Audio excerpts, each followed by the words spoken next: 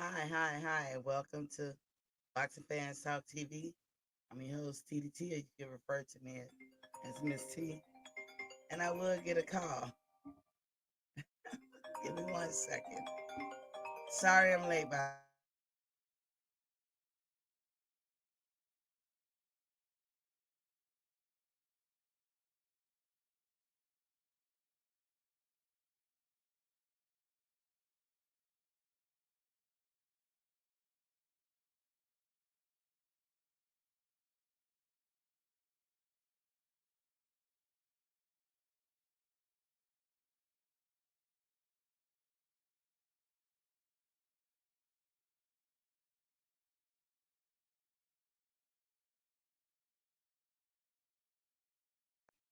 But okay, y'all. I'm sorry I'm late.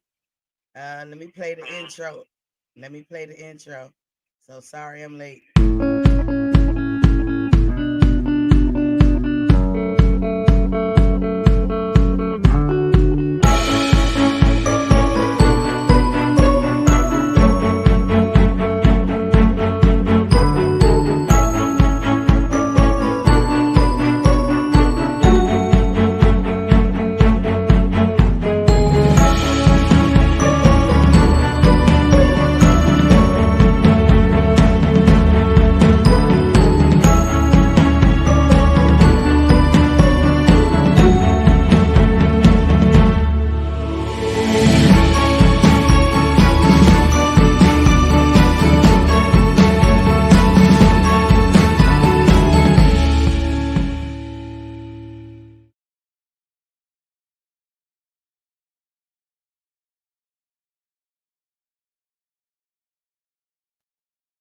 Hi, welcome back. Sorry I'm late today.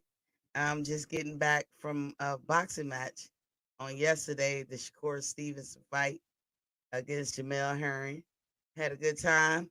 Got a lot of stories to tell about that. I got a good one, a real good story. And I'm telling you guys, you have to tune in Friday to hear that story. Because the person who I feel has more of authority to tell a story, they'll be here for Grown Woman Talk on Friday. But I had a good time. Shakur Stevens put on the show. He was challenged. I was a little upset that Jamel Herring didn't do more than what I thought he would do. But we're not here to talk about boxing. That's starting tomorrow. We're here to talk about finding the health in you. And all week we've been drinking 100 ounces of water. We've been doing what I call like a water challenge or a water journey. And every day we're supposed to reach the goal of 100 ounces of water. And most of us did. Sometimes we didn't. I'm anxious to hear how your week been. We also cut out dairy for the week. So that's two things we did differently than what we probably normally do. Some of us had good days, some of us had bad days. I can tell you my bad day was yesterday because I was on the road, I wasn't home. I had a soda and I ate at the venue. So my day yesterday wasn't good. All week was, but not yesterday. But that's okay. Tomorrow is another day in my Vivian Lee voice. So we're going to start it off by watching a couple of videos. And the videos that I have for you will explain. I try to find videos that are like 5 minutes to try to reinforce what I already be saying. You guys, everything I'm saying to you, you already know. It's not new information, but it should help you connect the dots because that's the problem. That's the problem in the Western world. We don't connect the dots. We know this information, but we don't know how to put it together. So during these shows that I have every Sunday about finding the health in you, that's what we're gonna do. We're gonna connect these dots and make sure everything works for us instead of us working for it. So I'm gonna start with this first video, and as you can see, I go to YouTube for my video. It is public. It's for the public. I'm using it for the public. I'm not making nothing off. I'm not claiming I did it. It's just a better explanation. And then I come back and want to basically reinforce what they already say. So enjoy this video. Check it out. Why do cows have hooves instead of feet? Because they lactose. Oh God, someone help me.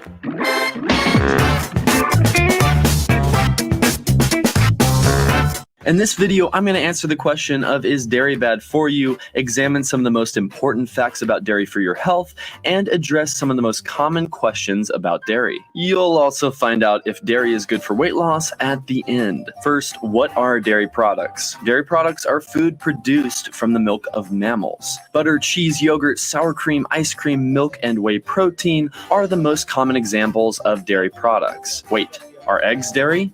No, I have no idea why people get this confused, but it's very common. Eggs come from chickens and are a bird, therefore not dairy. Now let's look at the 6 facts and studies about dairy for your health. Fact number 1, 65 to 75% of people in the world are lactose intolerant. We've only been consuming dairy for around 7,500 years, starting in Northern Europe. Since modern humans have been around for roughly 200,000 years, we can see that dairy consumption is a relatively new thing to our species. This is why certain parts of Africa and East Asia are up to 95% lactose intolerant still today. I bring this up because being healthy is about eating the things your body was designed to eat. And for many of you, dairy is just not on that menu. Also, keep in mind, manifestations of allergies and intolerances are always a little different depending on the person. Some of you may develop severe acne, while others may just feel a little gassy after consuming dairy. These are all signs your body does not like consuming dairy and that you should stop. Fact number 2, there's lots of nutrition in dairy products. A single cup of milk contains 30% of your RDA and calcium, 24% of your RDA and vitamin D, 26% of your RDA and riboflavin, and has plenty of potassium, protein, vitamin B12, and various other nutrients your body needs. There's no denying that dairy provides a unique source of nutrients important for our body. Fact number 3, dairy is associated with acne. Despite what your dermatologist may tell you, dairy is not good for those of you suffering with acne. Dairy increases the production of mTORC1. This increases the body's sebum production and sizes of sebaceous glands,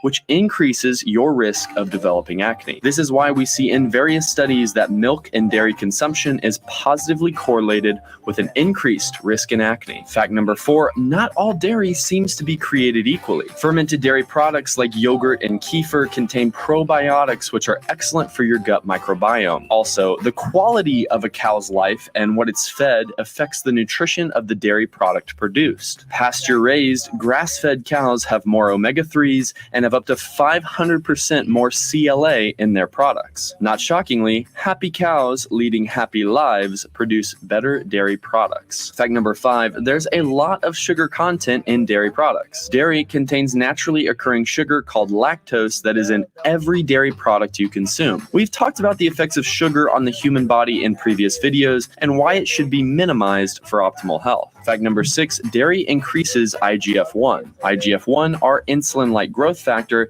is statistically increased with the consumption of any dairy product. This growth hormone deserves your attention. IGF-1 production increases your risk of acne and cancer. That being said, not all IGF-1 is bad. For instance, it has a clear benefit to those of you trying to build muscle and gain strength. Okay, let's take a breather.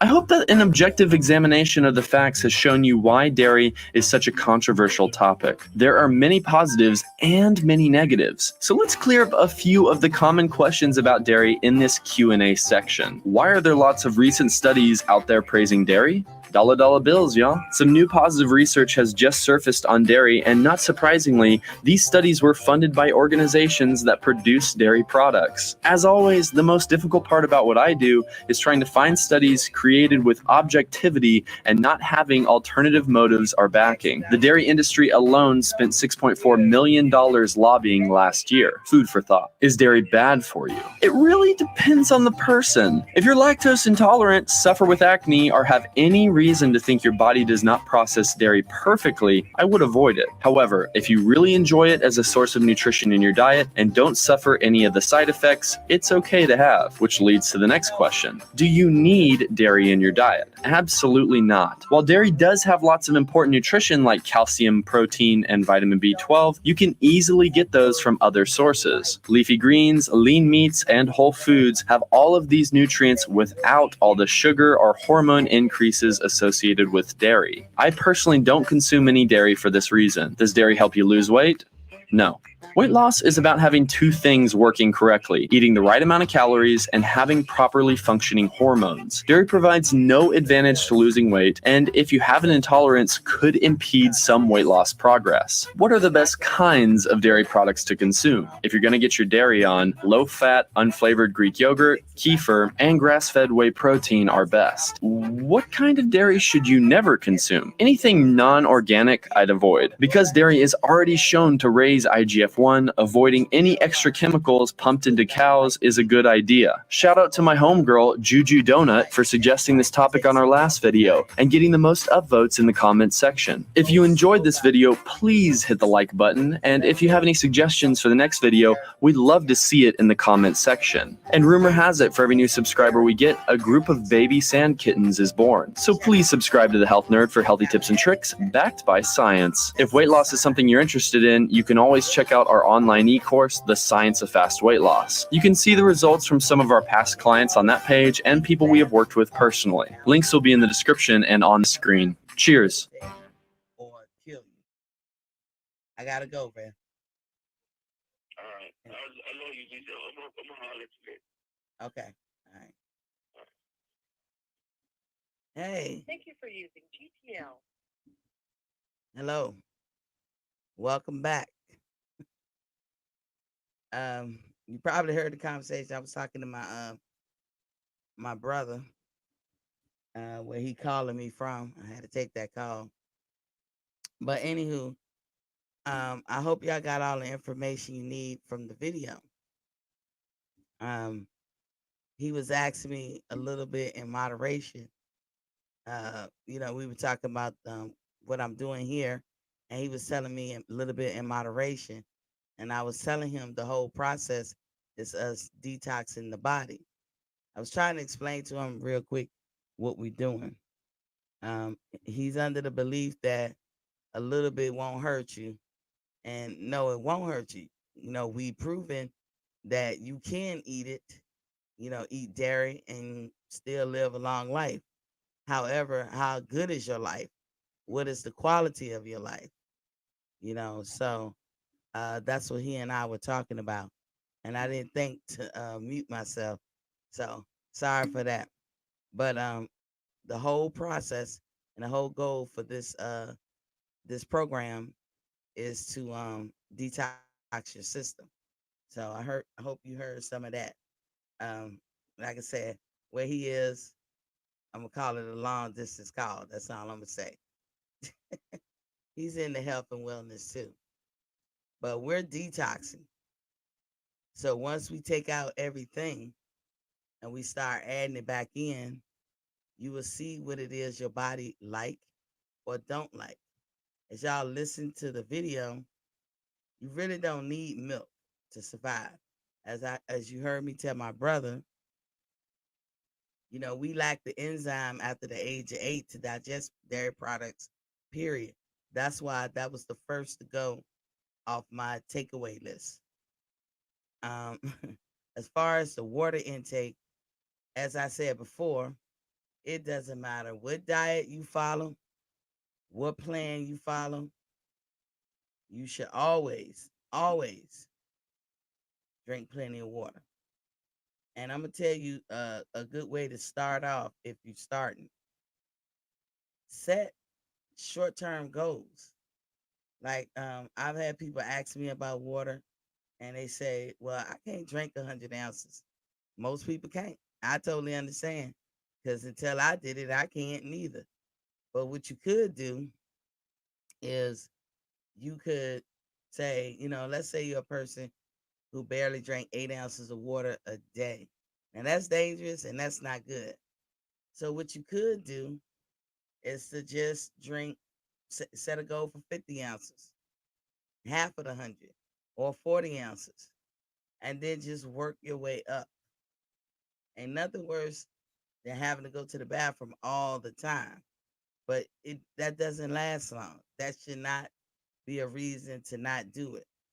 So you just got to get used to it, and your body will, because it's resilient. Your body will be used to anything that you do.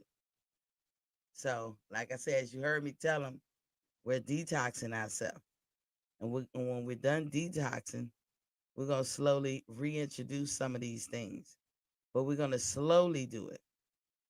And when you slowly do it, you'll be able to tell what your body likes and what your body don't like. And that's the whole point of detoxing. Detoxing is also done to clean out your system, because that's what you need. You need to clean out your blood.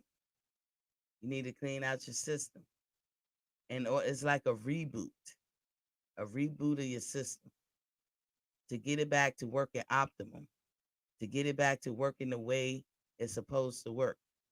So that's what we're doing. As I told y'all before, I'm on a journey with y'all. I need to lose some weight, a lot of weight. I ballooned up during the pandemic, and I mean ballooned up. If y'all saw my first video, y'all know that I had a thyroid issue. I still do and will forever have a thyroid issue. So I can ill afford to be cooped up in the house, not doing much. I have to always stay busy. And I wonder about that when I get older. Would I be able to still be able to keep that kind of pace? And the only way I could think of to be able to keep that kind of pace is to eat clean. Because if I'm 88 and I'm not moving around, what's going to happen to me? I'm going to balloon up, you know? If I'm 88 and eating bad food, I'm not going to even make it. So I'm at a point in my life where I have no choice. But most of you are at a point in your life where you do have choices. So y'all just saw the video on dairy. Do anybody, have any questions? I know to my Facebookers, my phone lines are open. Let me put the banner up. My phone lines are open, and you guys can call in to tell me how you had how was your week. Um, so let me see. I had another video to show you, and okay, hold on. I'm getting it. Hold on 1 second. Let me see.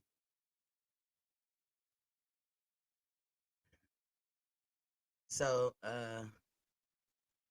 this video, as it's, again, I get it from YouTube, is for the public, but it's going to explain better why, the method to my madness, or the method to your madness in finding the health in you. Uh, let's watch it together. Hold up. Viruses and fungi live on or inside of us, and maintaining a good, balanced relationship with them is to our advantage.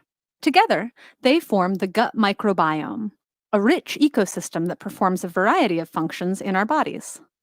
The bacteria in our guts can break down food the body can't digest, produce important nutrients, regulate the immune system, and protect against harmful germs. We don't yet have the blueprint for exactly which good bacteria a robust gut needs, but we do know that it's important for a healthy microbiome to have a variety of bacterial species. Many factors affect our microbiomes, including our environment, medications like antibiotics, and even whether we were delivered by C-section or not. Diet, too, is emerging as one of the leading influences on the health of our guts. And while we can't control all these factors, we can manipulate the balance of our microbes by paying attention to what we eat. Dietary fiber from foods like fruits, vegetables, nuts, legumes, and whole grains is the best fuel for gut bacteria. When bacteria digest fiber, they produce short chain fatty acids that nourish the gut barrier, improve immune function, and can help prevent inflammation, which reduces the risk of cancer. And the more fiber you ingest, the more fiber digesting bacteria colonize your gut. In a recent study, scientists exchanged the regular high fiber diets of a group of rural South Africans with the high fat, meat heavy diets of a group of African Americans. After just 2 weeks on the high fat, low fiber, Western style diet, the rural African group showed increased inflammation of the colon as well as a decrease of butyrate. That's a short chain fatty acid thought to lower risk of colon cancer. Meanwhile, the group that switched to a high fiber, low fat diet had the opposite result. So, what goes wrong with our gut bacteria when we eat low fiber processed foods? Lower fiber means less fuel for the gut bacteria, essentially starving them until they die off. This results in less diversity and hungry bacteria. In fact, some can even start to feed on the mucus lining. We also know that specific foods can affect gut bacteria. In one recent microbiome study, scientists found that fruits, vegetables, tea, coffee, red wine, and dark chocolate were correlated with increased bacterial diversity. These foods contain polyphenols, which are naturally occurring antioxidant compounds. On the other hand, foods high in dairy fat, like whole milk, and sugar-sweetened sodas were correlated with decreased diversity. How food is prepared also matters. Minimally processed, fresh foods generally have more fiber and provide better fuel. So lightly steamed, sautéed, or raw vegetables are typically more beneficial than fried dishes. There are also ways of preparing food that can actually introduce good bacteria, also known as probiotics, into your gut. Fermented foods are teeming with helpful probiotic bacteria like lactobacillus and bifidobacteria. Originally used as a way of preserving foods before the invention of refrigeration, fermentation remains a traditional practice all over the world. Foods like kimchi, sauerkraut, tempeh, and kombucha provide variety and vitality to our diets. Yogurt is another fermented food that can introduce helpful bacteria into our guts. That doesn't necessarily mean that all yogurt is good for us, though. Brands with too much sugar and not enough bacteria may not actually help. These are just general guidelines. More research is needed before we fully understand exactly how any of these foods interact with our microbiomes. We see positive correlations, but the insides of our guts are difficult places to make direct observations. For instance, we don't currently know whether these foods are directly responsible for the changes in diversity, or if something more complicated is happening. While we're only beginning to explore the vast wilderness inside our guts, we already have a glimpse of how crucial our microbiomes are for digestive health. The great news is, we have the power to fire up the bacteria in our bellies. Fill up on fibers, fresh and fermented foods, and you can trust your gut to keep you going strong.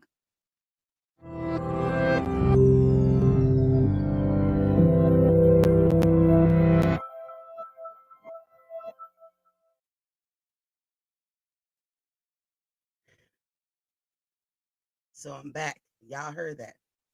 So there's a method to the madness, right?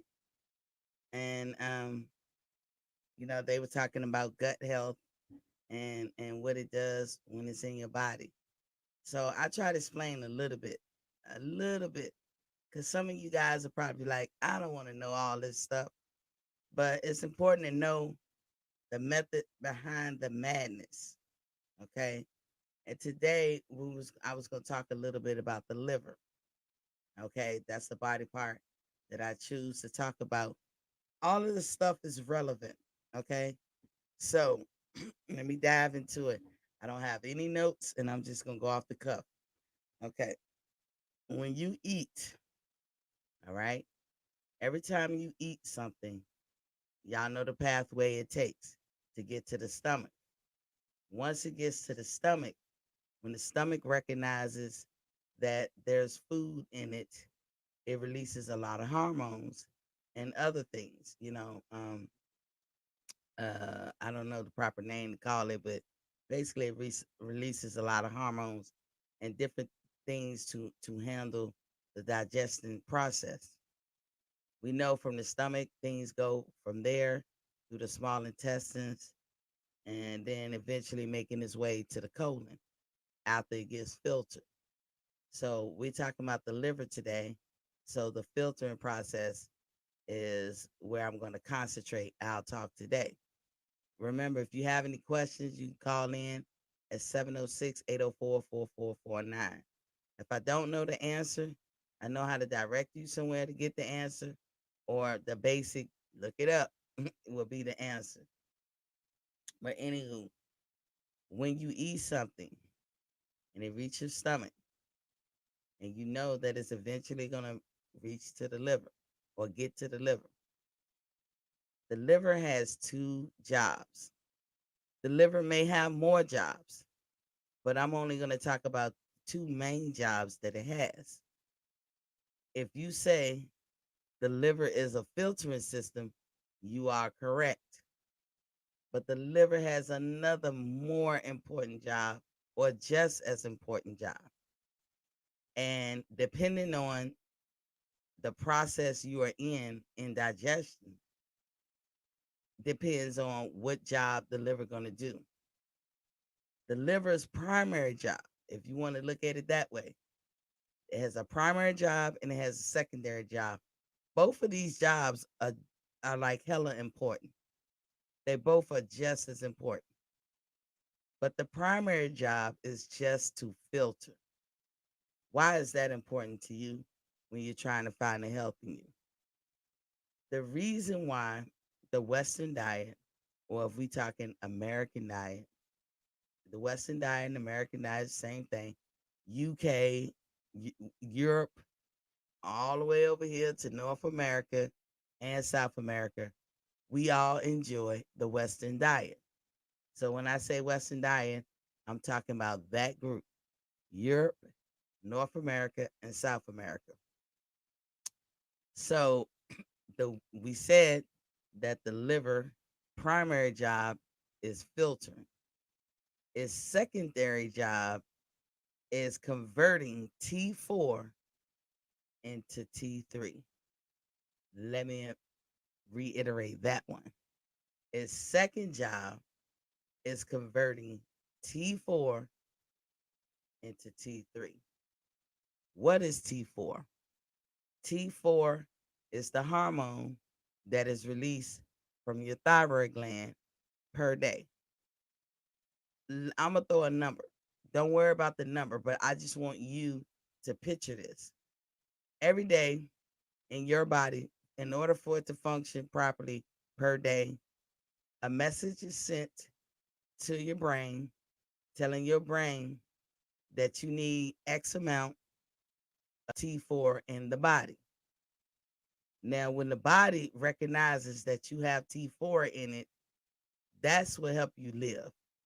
So a person like me with no thyroid gland, because this is where it's at, I'm not releasing any T4. If you're not releasing T4 in your system will cease to exist. Well, how do we get around that? Because I don't release T4. I don't have T4 to release because I don't have a thyroid gland. But this is when I was telling you guys that I take pills every day to live. And basic bottom line, if you don't have T4 registering in your body, you will not be living. So T4 is released kind of like in a capsule. It's covered because it has to go from here down through the whole digestive tract and make its way over to the liver. When you take pills, such as I do, normally they're like called Synthroid. A lot of people out there with a thyroid or without, damn sure without, take Synthroid. And that is to make sure you have the adequate amount of T4 released in your system. Now, because I take Synthroid, guess what? I'm living. My body recognizes, oh, she has T4 in her system. So therefore, she gets to keep living. But T4 by itself does nothing. That's all it does. It registers in your body that you have the adequate amount. Your body knows that eventually it's going to go somewhere and be converted to something more active. Okay. A little hint, when you hear things like something with a 3 on the end, T4, D3, I mean, T3, D3, stuff like that. 3 meaning active, is usable at that point. Your body is actually using it. So going back, your thyroid gland releases T4 in your system. They release a certain amount. Your body registers that, hey, we have T4 in the system. She gets to live. The T4 has to take a journey through the small intestine, through a lot of places to make it to the liver where the magic happens. Okay. Once it gets to the liver, it has to be converted into T3.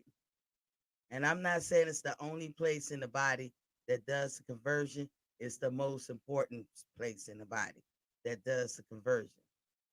Now, when it does that conversion and it becomes T3, now your body can use it.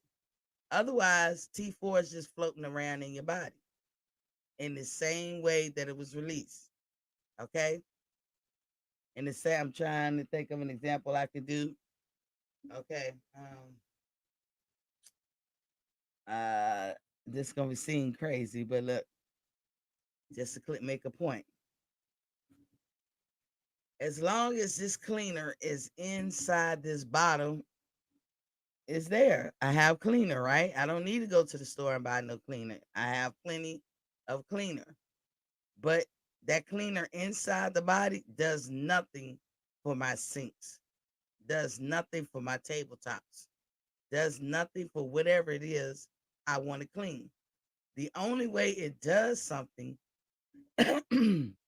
is when I spray it, like basically release it from that bottle. Now it's active. Now it's cleaner 3. But in the bottle it's cleaner 4. So I'm not gonna go to the store and buy another bottle of this. And they don't pay me to advertise. That's what I use to clean my tabletops, sinks, my whatever. I'm not going to the store to buy some more because I have clearly have a whole bottle of it. But once I spray, I'm using it. Now I'm depleting the resources. I'm depleting what's in the bottle.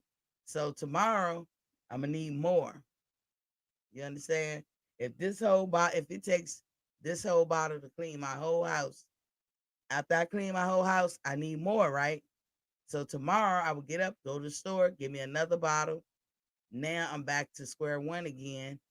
And again, it does me no good sitting in a bottle. I have to spray it and then clean with it. Think of your T4 hormone as just that. Floating in the body, your body registers it and say, they good. They good as far as living. She has adequate T4 in her system. It does nothing for me until it can be converted. When it gets to the liver, that's where that happens. The liver's job is to create metabolism. And most of you probably knew that T4 is just that. It's metabolism. It's a metabolism hormone. Its whole job is to create metabolism. If you guys want a better understanding of metabolism, you can look that up. But I think we all know what metabolism does. We all know that our body makes it. Okay. To the people out there whose body doesn't make it, like me, suck to be me, right? But it's okay. I take pills. Do I know if those pills are turning into metabolism? I do not, because I take synthetic pills. That's how they give it out now. That is the preferred method. And if it's synthetic, then don't it need to be alive for it to do its magic, to be converted? How do you convert something that's synthetic when you're talking about a live body? That has been my question all along. But as far as living, as far as being able to wake up every day, that synthroid in my body registered as y'all's registering your T4. It's the same thing. I'm living. I get to live. I get to live another day. Once your liver converts the T4, it turns it into T3. As I told you, just changing the name to T3 or changing something into something, it's basically changing something into something usable. T3 is act like you can go get D2, talking about vitamin D. And vitamin D is actually a hormone. Most vitamins, when you hear them say vitamin, they're mostly hormones. But I'll stick with how they called it. Vitamin D, if you have a shortage of it, and a lot of us do, they will prescribe you D2 pills. Why? Because it's a shortage. You have to have a reserve tank. Your body has to register and see that you got reserves. Same thing with iron. And it's sitting there. You got a healthy reserve for whenever your body needs to pull on it to use it. But then there's D3, which as soon as when you take it, is active.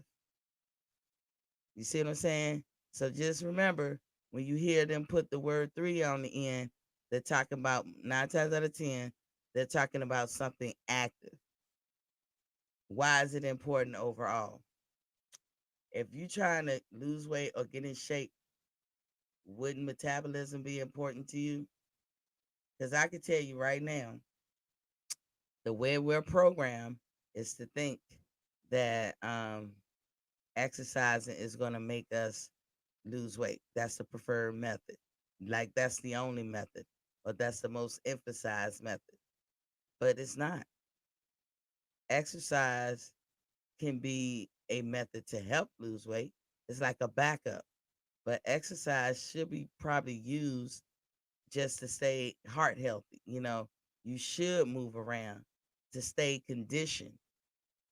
Meaning, if what if one day your car break down, you need to walk 10 miles somewhere? Can you do it? If you don't move around ever, then walking that 10 miles to safety, because sometimes breaking down in your car could be a matter of safety. You can't walk 10 miles to get some your little gas thing filled up so you can bring it back to your car, or you can't walk 10 miles to the local gas station or somewhere so that you can get help. Your life could be dependent on that. So we need to be able to move around. When you're at work, you're moving around, right? You don't need to be a person who can't go from A to B without gassing out and bending over tired and can't even move or just can't even breathe. So that's what exercise is good for. It's also good for if you want to be an athlete. As y'all know, this is a boxing channel. So if you want to be a boxer, you need to be engaged in a lot of exercise. It could be the difference between you being a okay boxer to an elite boxer. But that's a grueling sport, any sport. So exercise is important, but to say it's the only way to lose weight, it's not true.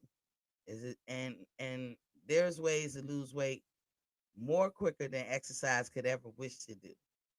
So going back to the liver, because the liver also, like I said, it's the primary job is filtering. But how many filtering systems do the body have? You might ask. The body has several filtering systems. So is your spleen. So is your gallbladder. And there might be more. I focus on the hot ticket items just to give the gist, the little background. So every time you eat, and I mean every time you eat, your body has to filter what you eat. Okay, think of your body, the liver like a strainer. That the thing we put in the sink to catch all the little remnants of food that you don't want that's in the pan before you start throwing it in the dishwasher. That's what the liver is doing. It's filtering what you ate.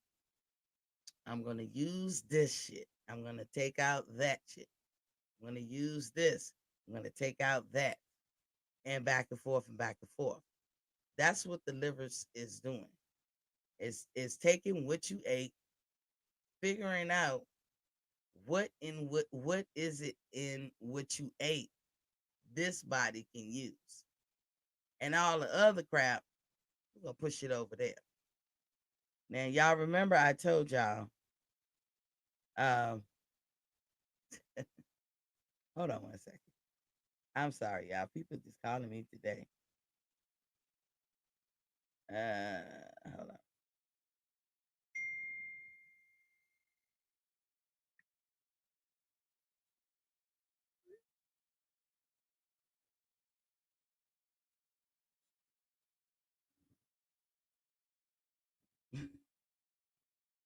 Okay. So get back to the filter. I don't know. People is pressed.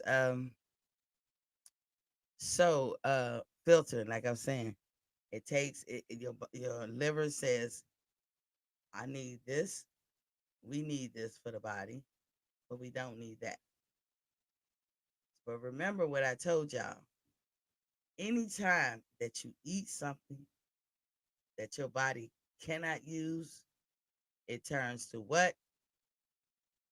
Sugar. And eventually it turns to fat. Now that's fat you gotta burn off some kind of way or get rid of some kind of way. When your body filters things, eventually it makes it to the colon. Not everything makes it to the colon. And then a lot of things make it to the colon and get stuck there. This is why fiber is important.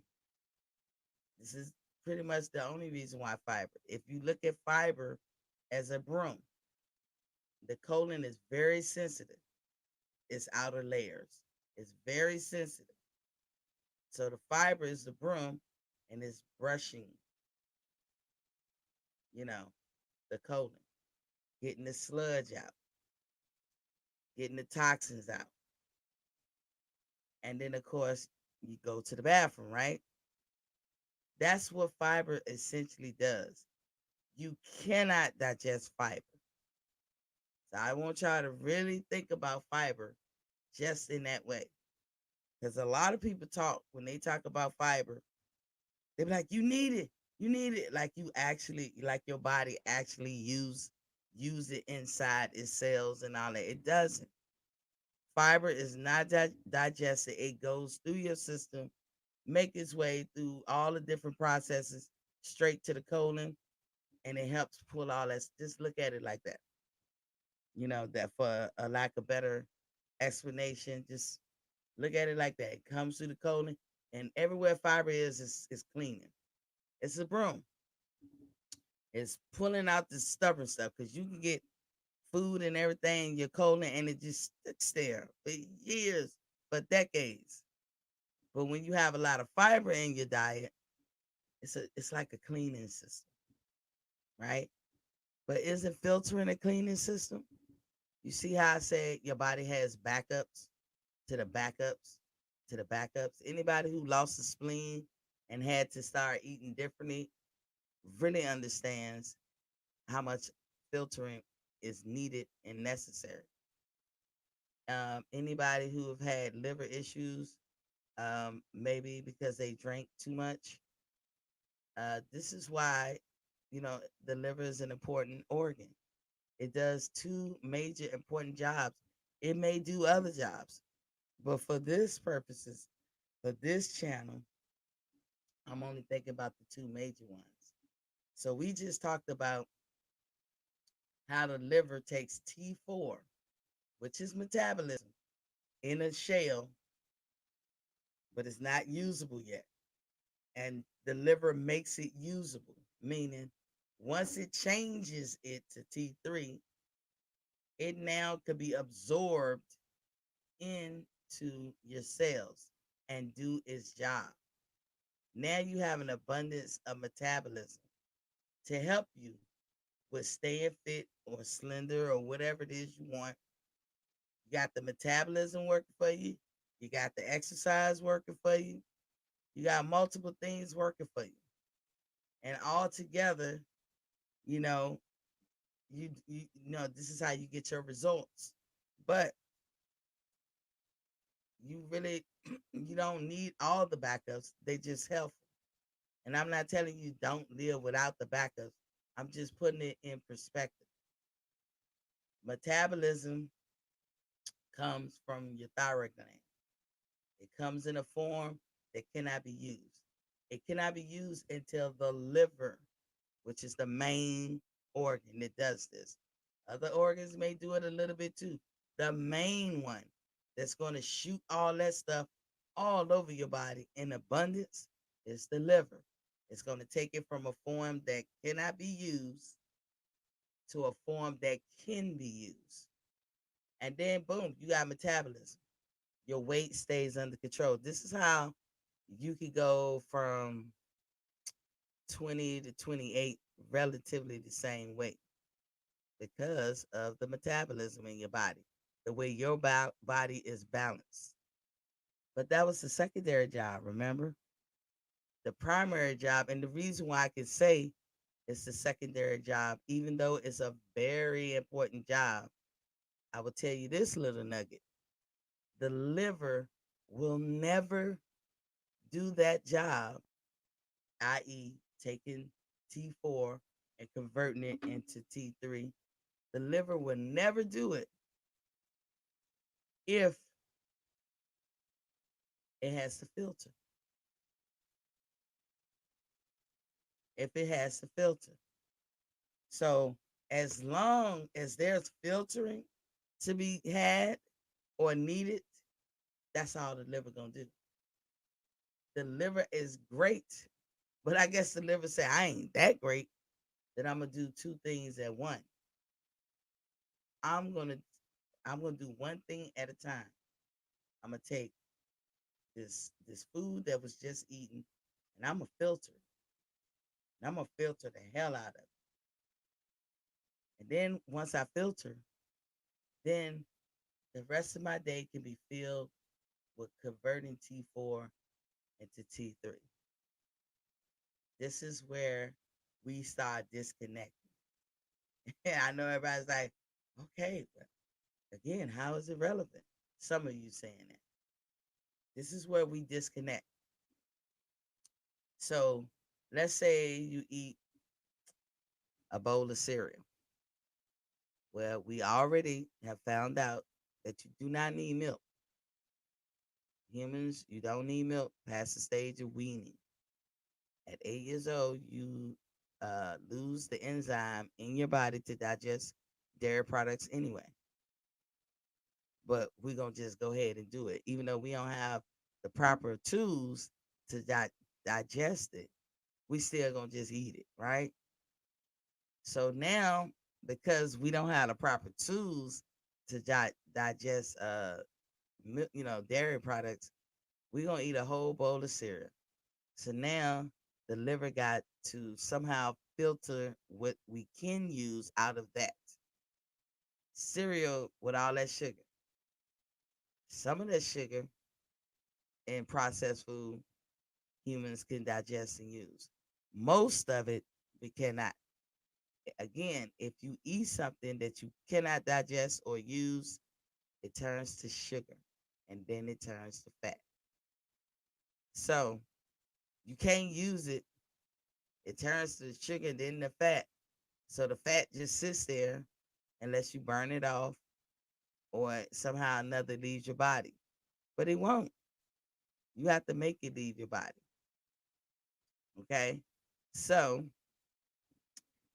the funny thing is, even though you cannot use the sugar, and then it's going to sound contradictory, even though you cannot use some of the processed sugar in these foods. And I told you, if you can't use it, it does what? Turns to sugar. And then what? Turn to fat. When you starve your body of sugar, it's resilient. It's going to find a way. It's going to make a way out of no way to either get it out your system or use it some kind of way. But you have to be in that deficit. You have to be in that starvation mode. And that's what detoxing is. We're going to starve the body of sugar. We're going to starve it because we have a lot of sugar to give. It's just in storage. So we're gonna make your body use the storage. That's what we absolutely are doing. But we're cleaning our system. I'm more focused on the cleaning of it all. A lot of us can be more focused on the results of cleaning. When you clean, you take away a lot of garbage, right? And you're left with the good stuff, the shiny stuff, the clean stuff. That's exactly what we're doing to the body. So back to the liver. The liver wants to spend a limited amount of time of his day filtered. Because when, let's say, you eat an apple, the liver already knows how to filter an apple. It's in the cheat sheets. You know what I'm saying? It's in the cheat sheets. They know how to go right to the apple, filter that shit, use everything that they can out the apple, and send it on its way to the colon. They know how to do that efficiently, like real quick. It'll be like whip, bam, boom, done. But the liver don't know how to filter milk from cows. It just don't. It'll try to figure it out, but it just don't. So, whereas when you ate that apple, the liver took 2 minutes. I'm just throwing time out there, numbers to paint the picture. The liver took 2 minutes to filter the apple. Boom, boom, boom, done. No harm, no foul. But when it's got to filter that milk you just drank, it's like humming a humming a humming. Okay, where I gotta look for how to filter the milk. How many books I gotta look up to find how you filter the milk. I don't know how to do it. I might can't do it. Now an hour has passed. 2 hours has passed. 3 hours has passed. Whereas the apple, it took a couple of minutes. Boom, boom, boom, done. And now it's on its way to the colon. Now you got to use the bathroom. Boom, you pooped everything out. Everything else is used, is floating around in your body, entering into cells, usable. You didn't build no fat. You didn't store no fat. Boom, boom, boom. But when you drink that milk, the liver is like humming a humming a humming. It tries for 5 hours, 2 hours, 3 hours. And in that 5 hours, 2 hours, 3 hours, guess what you just did? You just ate some pizza and you just ate a cheeseburger. Demetrius is in the building, was popping king. He said, salute at Queen T. Blessing to you. Shakura made me proud. Yes, he did. Yes, he did. It was a funny night, Demetrius, and grown woman talk. We're gonna be spilling some tea. But we're gonna wait till Friday because it ain't my story to tell. But it was some weird shit. We was just talking about this, Demetri, on Friday with Grown Woman Talk. But I'm gonna let Carmen tell her story. But we talking about wellness. So how did you do this week, Demetrius? I was specifically looking for you. How did you do? Like what did you notice in your drinking of water and no dairy? What stood out in your mind? But why you thinking about it, I'm gonna go ahead back to this turning two on the liver. We was talking about the liver today. So again, as I was saying, the liver don't want to spend a lot of time on filtering. because the more time it spends filtering, the less time it spends metabolizing. Soon as the liver stops filtering, it goes right into metabolizing.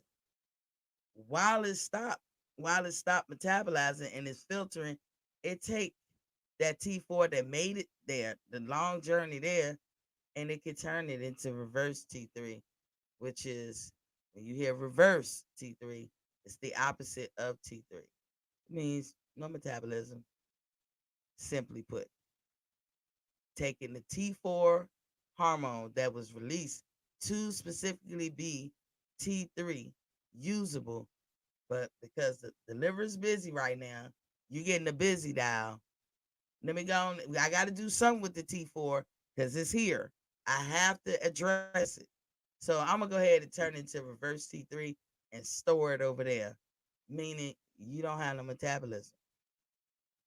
So that's when people get older, they be like, "Oh, your metabolism slowed down." No, your filtering system has slowed down because you keep giving it stuff to filter that it cannot filter, and it spends most of the day doing that instead of most of the day metabolizing. Demetrius said, yesterday I had 92 ounces of water. Good, good, King. Yesterday I fell down because I was at the fight. Had good seats too. Uh, you say your face got clearer today at 48 ounces. I just woke up. I got home this morning about six or something in the morning. I'm gonna get back on it. I had to sleep. I was hurting. Um, when I say I messed up yesterday, I ate at the venue because I was moving, and I had a soda. That's me falling off.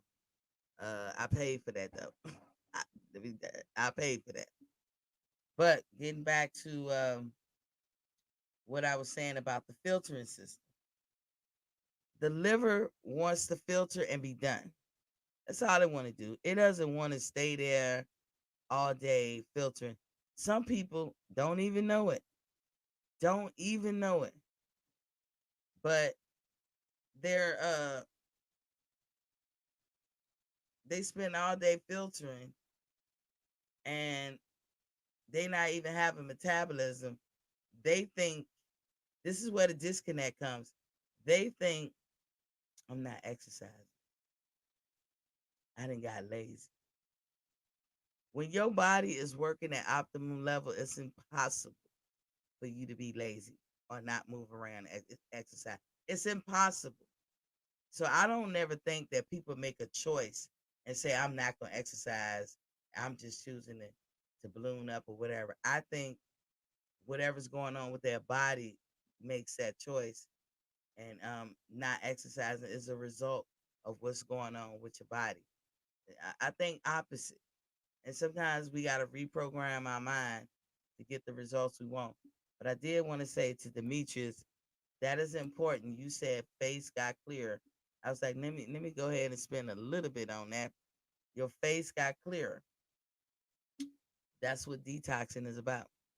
Your face cleared up, and a lot more gonna happen. You know, I had got a pimple right here, and I could not get rid of this thing. As you see, I got a little bump coming up there, and I got some down here. I usually don't get acne, but when you start detoxing, what did I tell y'all? Yo, on the way out the body, they gonna it's like Custer's last stand. If Carmen is in the building, I got you, Queen. I got you. I just can't do two things at one, but I got you. I am not. When I get a break, I wish I had another video. I would do what you asked me. I saw your text. Um, so basically, we was, I'm glad to hear that your face got clear. Expect some more changes or whatever. I thought you were gonna tell me you got on that scale. If you did, it's cool. Because I told you to weigh yourself the first week. Don't be on the scale all the time, but it's okay to weigh yourself once a week. Have you seen any changes in weight? Just a little bit. Holla at your girl if you did. Um, but back to the liver system. The liver system is going to be very important on a detox regimen because, again, like I said, y'all don't want y'all liver to spend all day filtered. And the average western region of the world, like I'm gonna just say Americans, the average American's body spends probably approximately about 20 hours filtering. It could be 15 hours filtering. Any of that is way too much. That means 15 hours out the day out of 24-hour period, or 20 hours out of a 24-hour period filtering leaves no time for metabolism. None. And the liver is going to try to do that job per day. There's sometimes you guys could be eating and eating and eating, and the liver never gets around to making metabolism. Remember, I told you it's a secondary job as far as importance. So while you guys all sitting around thinking that I'm just eating all this bull crap and I'm being lazy and this, that, and the other, you are what you eat. You feel how you feel based on what you eat.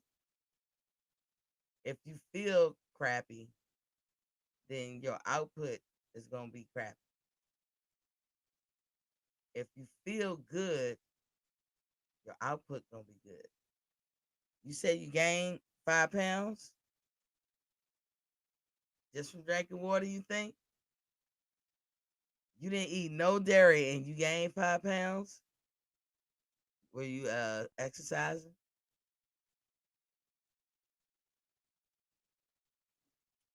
It's gonna come out in the wash. Um, but like I said, the liver. A lot of y'all probably wondering why y'all gaining weight. That's why. That is probably the main reason why people gain weight is because their liver spends all day filtering and none of the day metabolizing. None. And I promise you, if you think that you can lose weight just by exercising, ask somebody who know better. Ask me. Because when it comes to the gym, I'm a beast. It doesn't pull nothing off. There's people out there that's watching me right now, know I'm telling the truth. Active activist spends so much time with me. He damn near, you might as well say we was roommates. He spent that much time with me. Remember Demetrius? He said I exercise. I told you not, don't exercise. You don't have to. But if you normally exercise, that's what you do. It's fine. 5 pounds is a gain. It's good. It's all good. We're not worried about it. We're not gonna worry about it. But I told you when you doing this, don't exercise. It ain't got nothing to do with exercise. Because we have to detox your system. And what I don't want is for you to exercise and then you get real like so tired that it feel like you're sick. Exercise is not a part of this system. Exercise has nothing to do with what I'm talking about. I'm not saying exercise is bad, but what I'm saying, there will be no emphasis on exercise on my channel. And people can call me crazy all they want. I've walked this, I've lived it. I'm the one without the thyroid gland. And I can tell you better than anybody who got one. You don't need exercise. Not for this. Eventually you will, but at the right moment. You said, but I also had non-dairy milk with cereal. That's why, Demetrius. Remember, we're not doing no dairy. Whether they call it non-dairy or whatever, the cereal alone is too sugary. He said just trying to lose belly fat to get high sexy again with my 8-pack. I hear you. I hear you. John Gotti in the building was popping king. Hello, Queen at Boxing Pants Talk TV.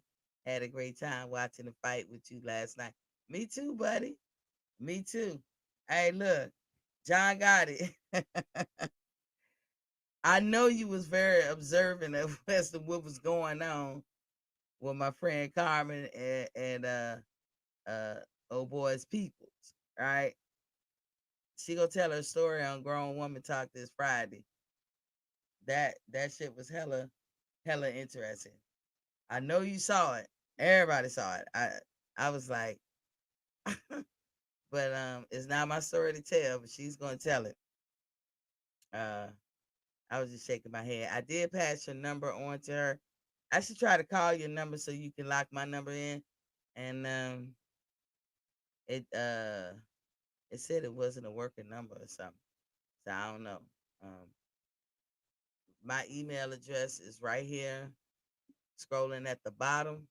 So you can email me the number, but I think it says something like not accepted calls at a certain time. I don't know. But I passed the number you gave me to her. So, okay. He said I missed it. Nah. When she talk about it, you gonna be like, oh. You ain't missed it. Ain't nobody missed it. I don't know how you could have missed it. But it ain't my story to tell. I'm gonna just leave it at that. Y'all tune in Friday.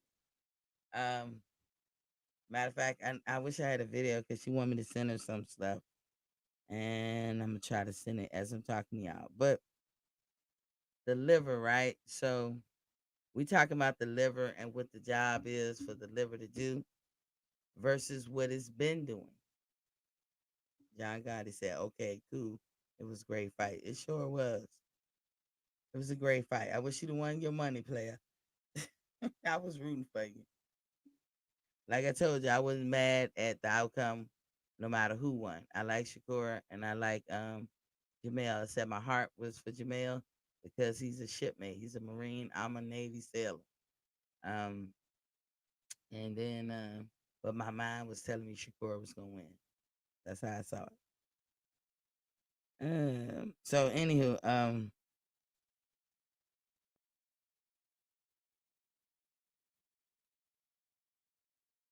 hold up. Gotta send these texts and all that. So back to the liver thing.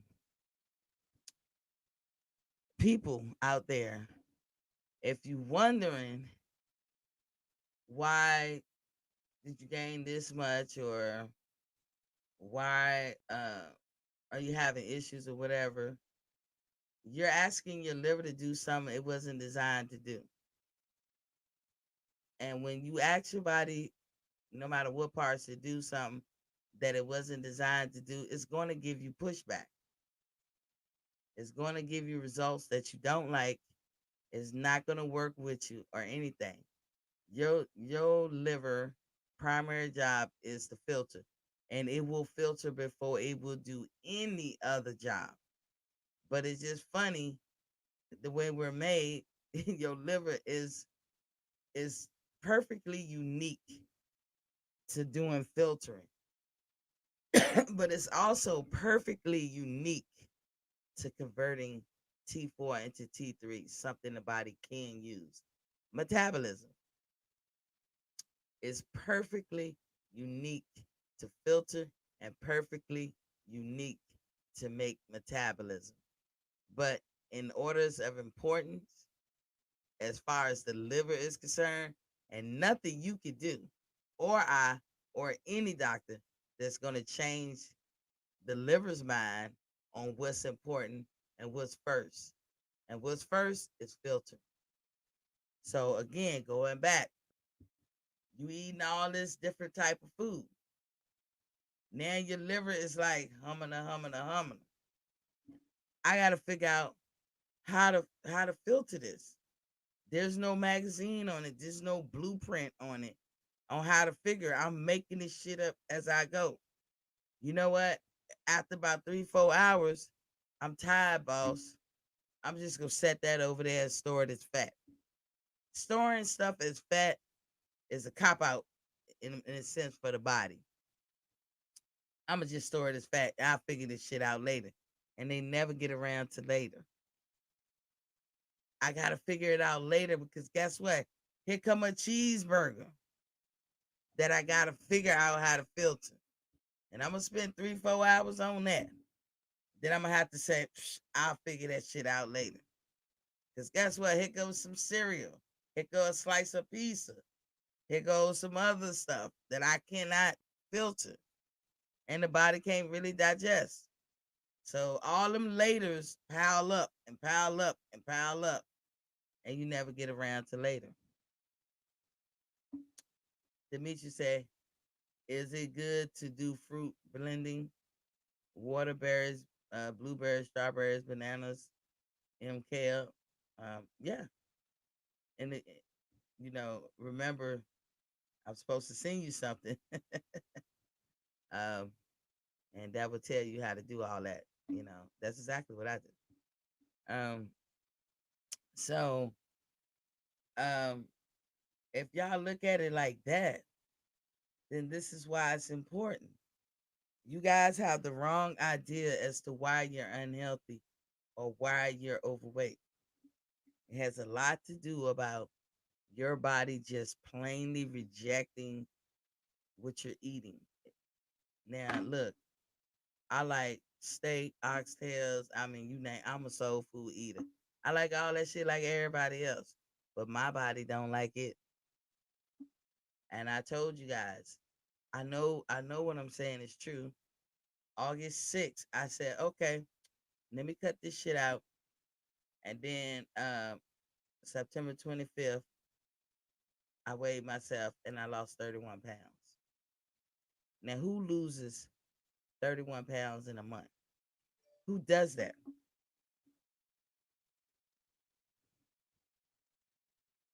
Who does that? Nobody hardly does that. You can't think of nobody. You can't even think of a doctor telling you, I recommend that in a month's time you drop 31 pounds. They might want to say it, but they think it's impossible. Why do doctors not know? Sometimes it's all about the training that they receive. When they go to medical school and all that, they're trained to, hey, this person has XYZ. This is how you treat XYZ. A young prospecting doctor could raise their hand and say, but sir, wouldn't it be better if we do blah, blah, blah? They be like, no, just do this.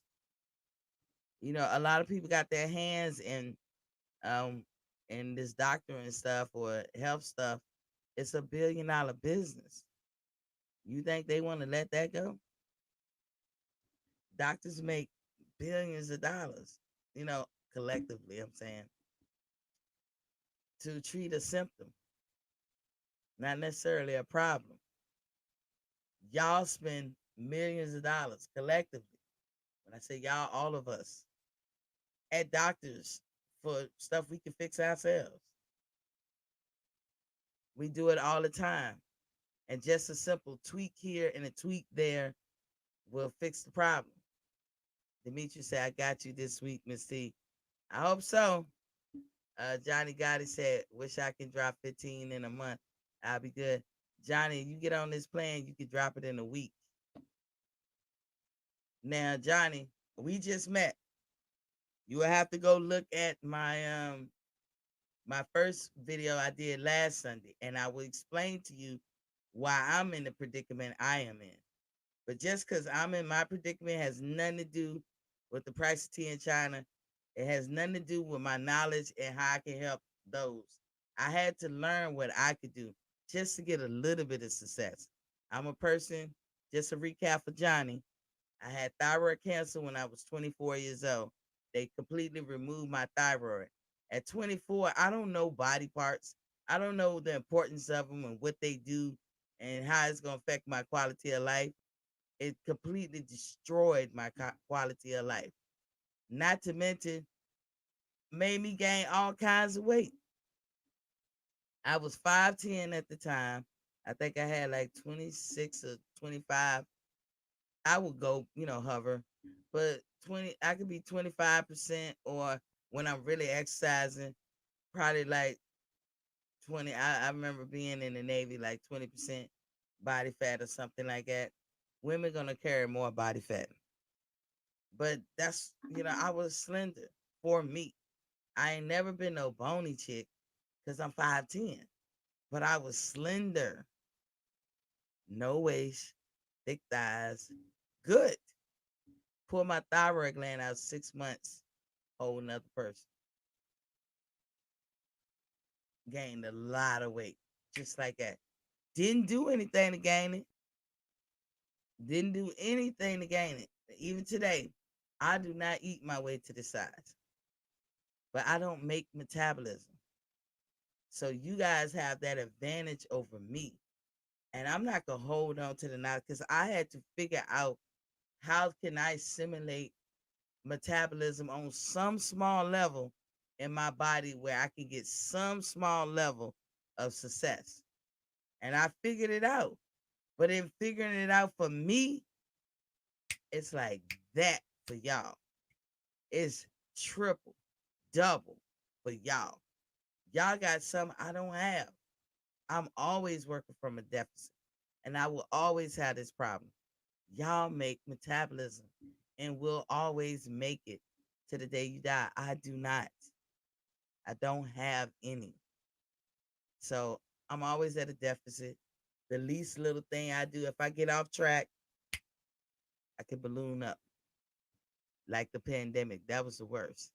Because during the pandemic is the first time I was not mobile in no kind of way. And it's the biggest I ever been. I wasn't even this big pregnant. But it's a work in progress. I'm not overly concerned and I don't care. I'm 50 years old and I'm working on it. And I'll continue to work on it. I'll probably work on this for the rest of my life.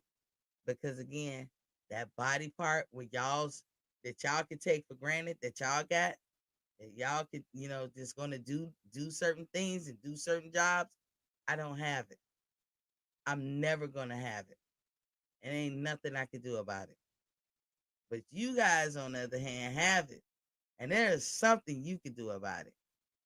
You copy what I'm doing, you're gonna have 3 times more the success at a more faster rate than me. I'm jealous of y'all. A little bit in a good way.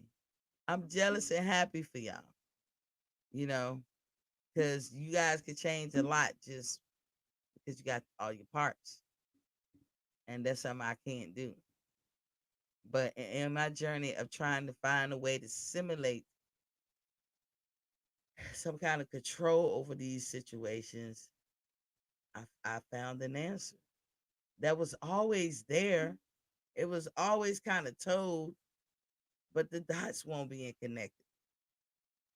Like I bet you a lot of you, before I even said this about the how the filtering system worked, everybody knew that the liver was a filter system.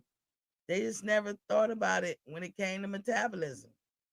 Who puts them two together?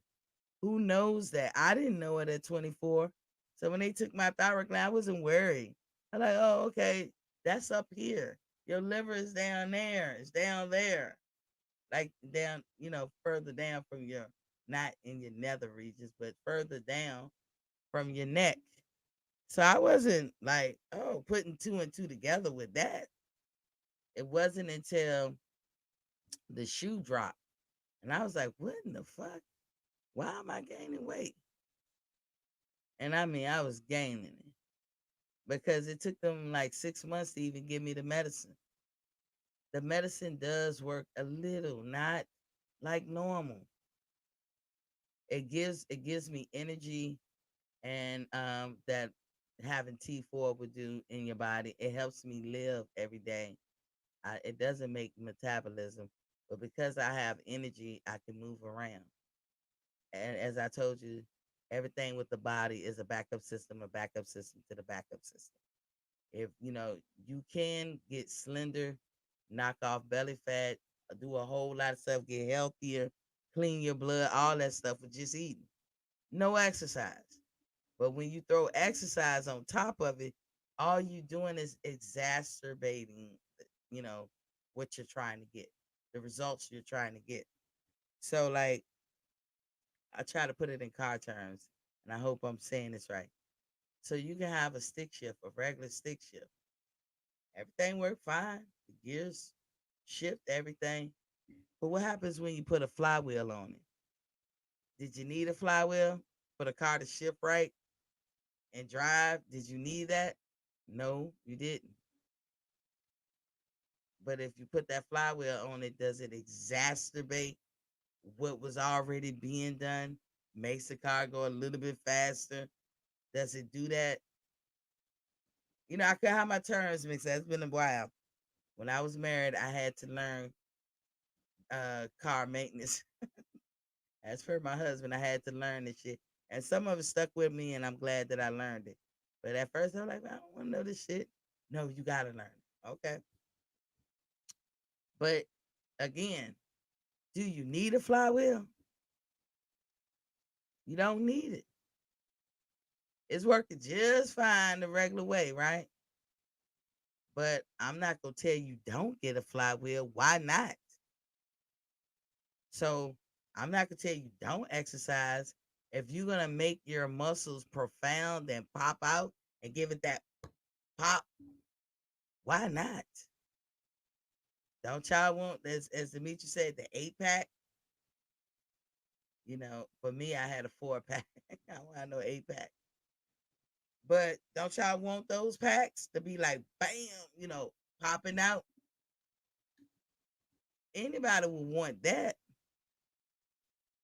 But to do those things, to make everything like pop out, that's where the exercise part comes. To drop weight or be slender or be healthy, you don't need it. You don't need it, but a doctor would tell you you do, because it is important to move around. You don't ever need to be ever sedentary. You don't need to be that. You do need to move around. And moving around, no matter how minimum or how intense, it's still a game. It's exercise. You do need to be able to walk a couple of miles. You should be able to do that as an adult easy.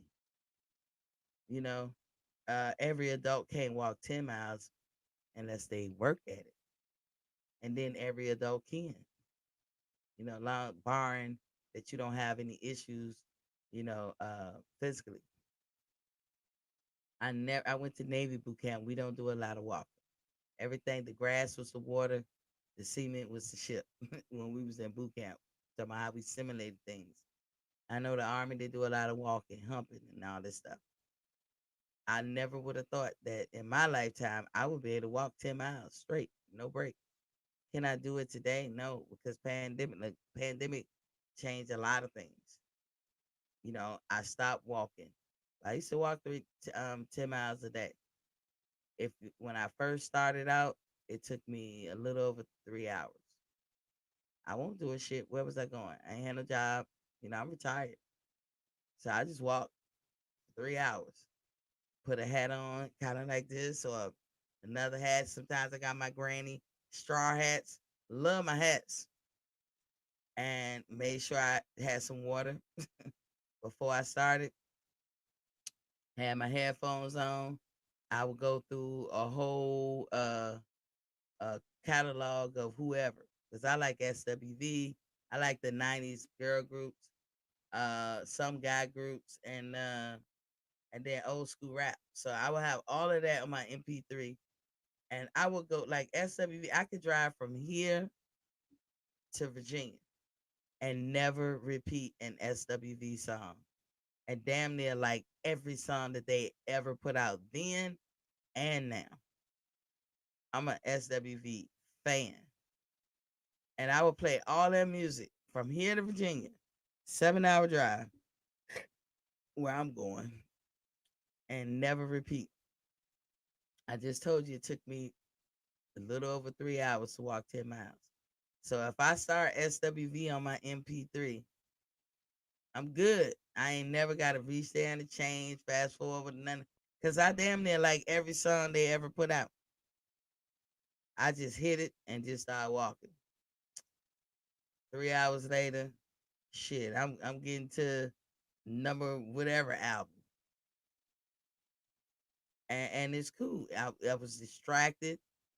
I had my hat. I was hydrated. Walked 10 miles. And I'm telling you guys, I've never been an overeater. Never. But I don't make metabolism, so whatever I eat, I'm not metabolizing it. It just don't happen. But because I always move around and I'm like, in the gym all the time before the pandemic, and I'm walking these 10 miles, I'm like, damn, you know. Now I'm barely dropping weight. I'm speaking what I know. Barely dropping weight. And when I say barely, if I walk 10 miles for 7 days a week, Monday through Sunday, for a month straight, how much weight do you think you'll lose when you do that? You should lose a lot, right? I like the only way I can gauge whether I'm doing okay or not is to have a friend with me.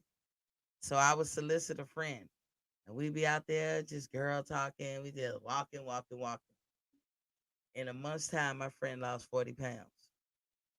Me, I lost 15. You know how frustrating that is?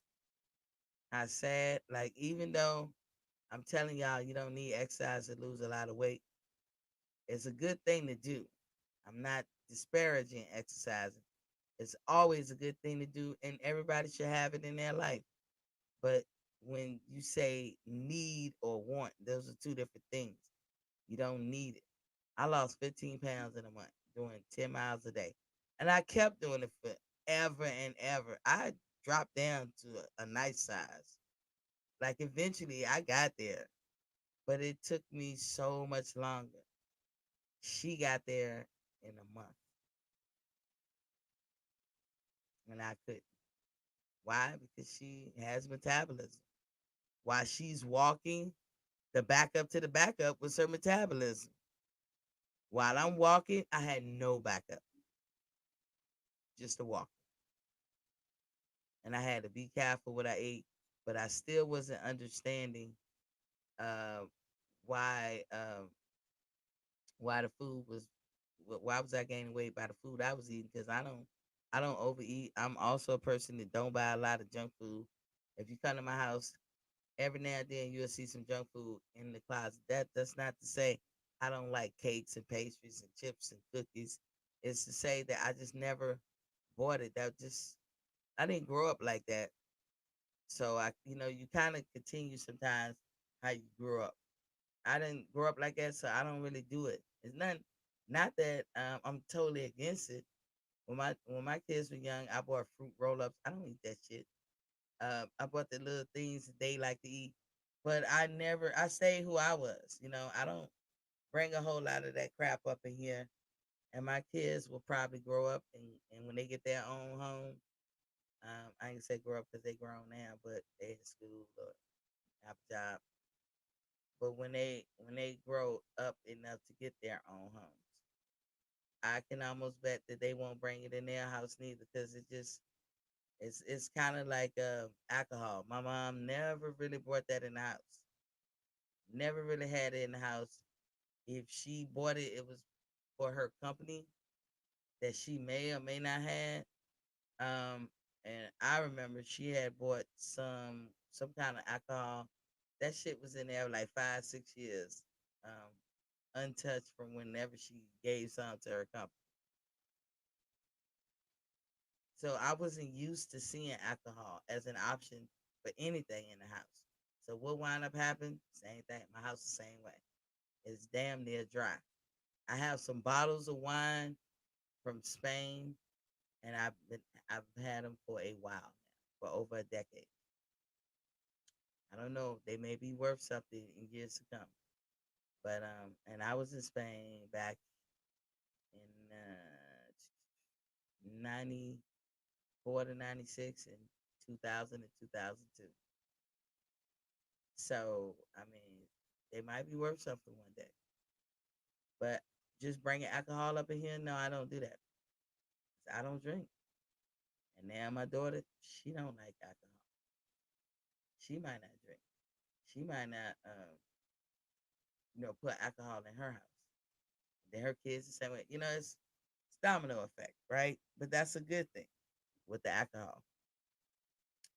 Anywho, so again, back to the liver thing. Anybody got any questions, you can always call in 706-804-4449. As always, I want to make sure that the phone lines are working. Uh, and they wasn't. So I'm opening the phone lines. They should be working now. You have 53 ounces, King. Demetrius at 53 ounces. Look at that. It's 2:30 in the afternoon. He's gonna make his 100 today. Demetrius had some gains. He says face cleared up. That's a gain. That those things will happen when you detoxing your system. And if y'all caught the first part of the show, I didn't mean to be on the phone with my brother, but I got a lot of calls and texts. I just got home early this morning and I was tired. I went straight to sleep. So I didn't do a whole lot of prep with the show because I knew I was going to be talking about the liver. I don't need a lot of prep to talk about that. But my brother called and me and him might do things slightly different, but I had to take the call. He's long distance, you know what I'm saying? Had to take his call. And you heard us probably talking about he was like, well, you could do some dairy. And I was like, no, you don't need to. And the idea is to take things from you so that when you introduce it back, you're gonna be paying attention so hard that you're gonna notice. It's the damn thing that be getting to me. This what gets to me. Demetrius said, so you come on at 1 Eastern time. I thought 1 Central time. Now I know. Yeah, 1 Eastern time. I'm East Coast time, y'all. I'm East Coast. I'm over here in Georgia. I'm East Coast. So yeah, so you hear my brother say, you hear me and him talking, and I didn't mean for y'all to hear that conversation. I'm getting texts and all that, and I don't mean for y'all to hear that neither. And I want to get back to my friend, like like text him back, but I got to be true to what I said I'm going to do. So, like I said, I gained a lot of weight, a lot of weight. When I take my pictures, I be like, oh my God, look at this big ass gut. And I have a big old gut, but I lost 31 pounds. I never took, I don't think I took a picture of the gut before the 31 pounds. I don't see it. But people can lose weight in different places. Like some people would lose it in their face or their hands or their, stomach. Like the stuff for me, my midsection is the last to go. I already know that. I could, I could if I lose weight, I could be like, oh, I could tell in my feet. Or I could tell by what snap I have to put on my brow. Little things like that. I could tell by the shirt if I'm wearing like if I could wear the shirt to bed like a nightgown because I love nightgowns that's pull over like kind of like a dress. Like it's not a dress, but you know what I'm saying. I prefer nightgowns like that. It's more comfortable to me. And I could tell like if you have a shirt and things might change because the shirt start hanging on you different. If I have a shirt on, I'd be like, I don't mind getting in the bed with it, but that's because it's laying on me like a nightgown.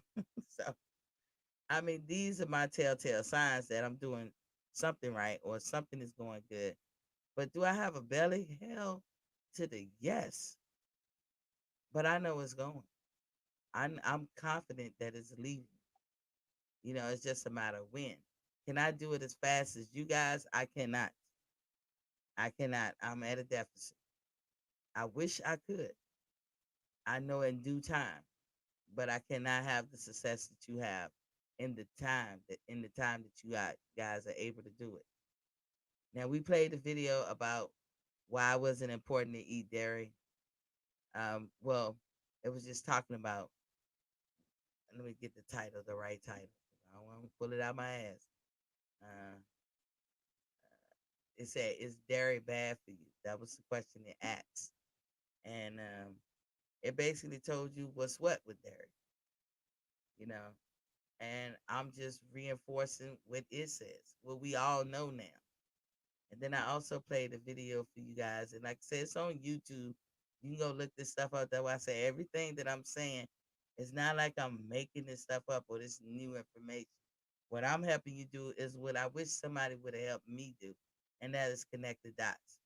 Um, how the food you eat, let me see, let me go to it. How the food you eat affects your gut. Because we was talking about the filter system. Okay. So every Sunday, I'm gonna try to pick a body part and talk about it and correlate it, with that. It is so complex and so diverse. I mean, it's crazy. But you have to, I feel for you to have success, you have to be able to picture this shit in your mind. I really believe that you're gonna have to know the backstory or whatever.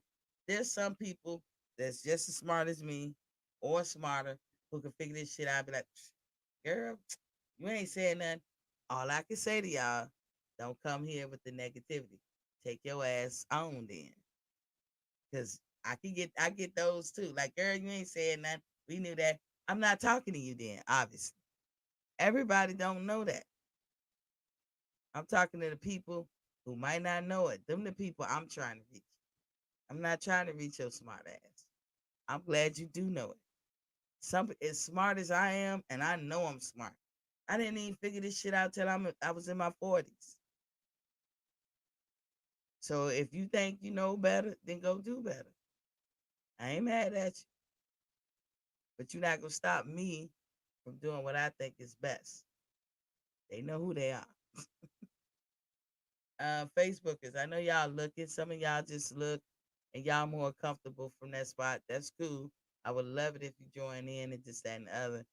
Um, coming this following week, we are still on our water journey. I call it, if it helps you to say challenge, you can say that. I'm gonna call it a journey. As I said, it doesn't matter if you do the diet that I'm doing or do another diet.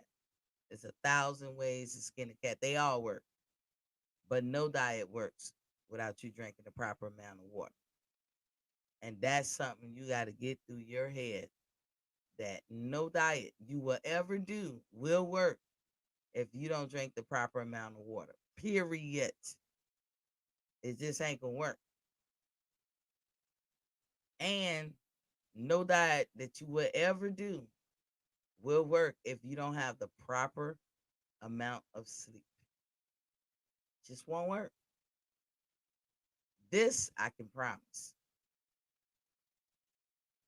You get 1,000 ways to skin a cat. When you're sleeping, I put an emphasis on that. I'm not gonna geek out with the sleeping. How each realm or each phase of sleeping is important and what it do. If you want to learn that, you can go look it up. Just understand there's phases of sleep, and your body cycles through them. And when it gets to the last phase, it start back with the other phase. Now, if you really want to learn those phases of sleep, easy. It's free information. Go look it up, and it will tell you why it's important. But overall, think of sleeping like this. We all got cell phones. We all like to charge our phones up. When you charge your phone up at a certain time of day, like at night, don't your phone go through that backup situation? I notice when I plug my phone up at night, my phone wants to, send things to the cloud or do backups and stuff like that. It reboots, it recharges. Sometimes your body needs a reboot. That's what sleep is for. Your body always needs a recharge. That's what sleep is for. You burn more calories when you sleep through the proper phases, though. Not cat naps. Cat naps we're not talking about. But when you go through the proper phases of sleep, like real sleep, deep sleep, you burn more calories than you ever will when you up and about. you can burn about 1,000 calories a night. See how even sleep is a backup to the backup? If you got your T4 and it makes its way to the liver and you don't have the liver all day filtering, it's going to do a secondary job, which is to make metabolism, which burns fat. Then you're sleeping the proper way. So you're burning fat. You're burning 1,000 calories. So that's two ways you're burning fat. And then you exercise. And even if you go hard in the paint, the average amount of calories a person burn in the hour's time, because you don't only need to exercise no more than 45 minutes a day, and really 3 or 4 times a week. That is the recommended dosage per the scientist, not Miss T, per the scientist. So if you add that in, you talk about 300 to 400, depending on how much beast mode you is or you are in when you do your exercise. But so that's 1,000. And then I don't know what number you can attach to as far as burning metabolism or making metabolism. But just with the 1,000 from sleeping, 3 to 400, let's say 300 at a minimum. That's 1,300 calories in one day that you burn.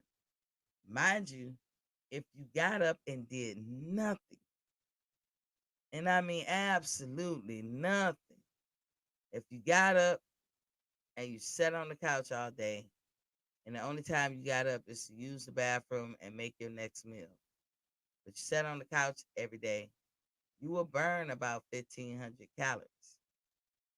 The average person just doing that.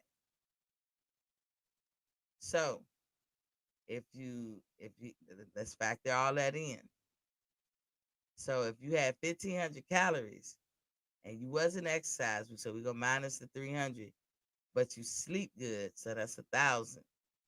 That's 2,500 calories, and you need what, 3,600 calories to burn a pound off. Look at how much you're doing in one day. In one day. Now, if you at work where you got to stand up all day, or you're moving around, you got to take this package and that package, you're a delivery person, I don't know what you do at work. But if you got to move around a bit, you're going to burn way more than 1,500 calories. I'm talking averages, y'all. So it is possible that a person can drop a pound a day. It is possible. When you add up the sleep and the moving around and the exercise they may do at the actual gym, it is possible that you can, drop a pound. Do people do it? A lot of times people might get up to, I don't know, 3,300 calories, and then they have to get that pound that next every other day. Calories matter, but they don't. They just a guide. They feel that the scientists said, and they feel, and I'm not disputing it in no way, shape, or form, that if you burn 3,600 calories, some people say 3,500, I say 36. 3,600 calories, you burn that, that's a pound. That's what the scientists say. But, hey, a lot of people think, oh, well, this is what I'll do. Since I burn about 3,000 calories per day, why don't I just drop how much calories I take in and let me count it that way? And this is why it doesn't work. Because we go back to learning how your body works and what I said about the filtering system. If you eat something that your body can't use, it turns it into sugar. And sugar will turn into fat. What's the time limit on that? I don't have that for you. But momentarily, like you can look at it like maybe a day, maybe hours. But everything that you eat that you cannot use, and I do mean everything, it turns into sugar and then it turns into fat. So, what about the sugar that's not on the label? As in, I eat the slice of bread. We talked about this last week. What's more, what's worse, slice of bread or the Snickers bar? And I said it was a slice of bread because the slice of bread has sugar in it that's not on the label. You have no idea what kind of sugar it is. And it's probably sugar that you cannot digest. It's man made, so therefore it's fake. You cannot digest it. And because you cannot digest it and use it, it therefore turns to sugar, which turns to fat. So, how can you do a calorie diet when you don't even know what's in the food? Common sense. You cannot. Some people make it look easy because some people don't have that problem. The sensitivity to certain foods is different in everyone. My body says, bitch, I don't like none of that shit. And I ain't having it. Whereas my little sister body might not say that. Her body be like, all right, you can let about 70% of that shit up in here. I'm cool with about 70%. I'm gonna have a problem with the other third. And then I have one of my sisters can be like, I don't have a problem with none of it. You got a problem, but your hair ain't balding. You got eyebrows. You're thin. Your skin is flawless. Your gums are healthy. You don't have a skin disorder. Your bones are not hurting. You have good circulation. You don't have arthritis. When you step out, you be in your best you. Everything's good. You're socially adequate. So I guess it's okay, right? I don't have a problem. You do have a problem. You just ain't noticed it. When you're balding as a female, that's not normal. Or as a male. Not in your 20s. We expect that shit when we're in our 70s and 80s. We don't expect it at 23. But you'll never say to yourself, that came from that food I be eating. You won't ever connect the dots that way. But you'll go to the doctor and say, hey, doc, can you fix this? What can I take? What can you give me? Can you give me a shot? Can you fix it? You'll do that. Or let me buy a wig and let me buy this. You'll do that.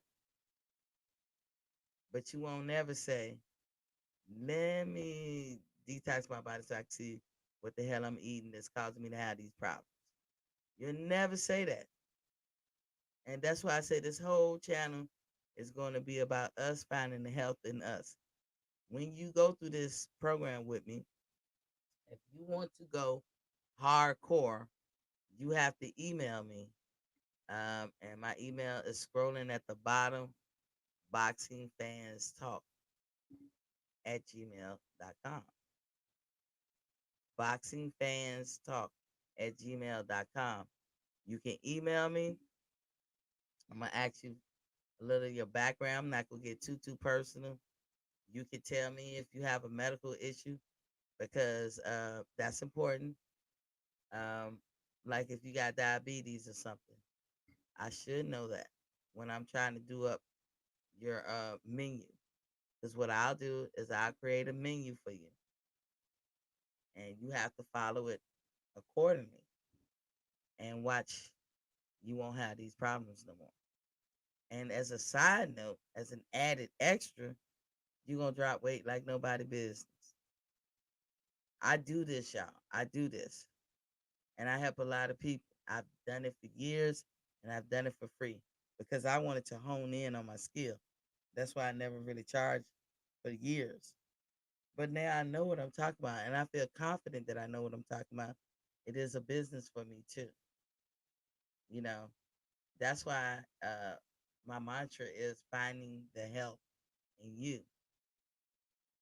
We're not gonna just try to fix symptoms. We're gonna go after the problem. Because what if the problem is fixed, there is no symptoms, right? Realizing that I'm not a doctor, I do not promise cures. Most of us in America suffer from autoimmune disorders, whether you know it or not. Most of us do.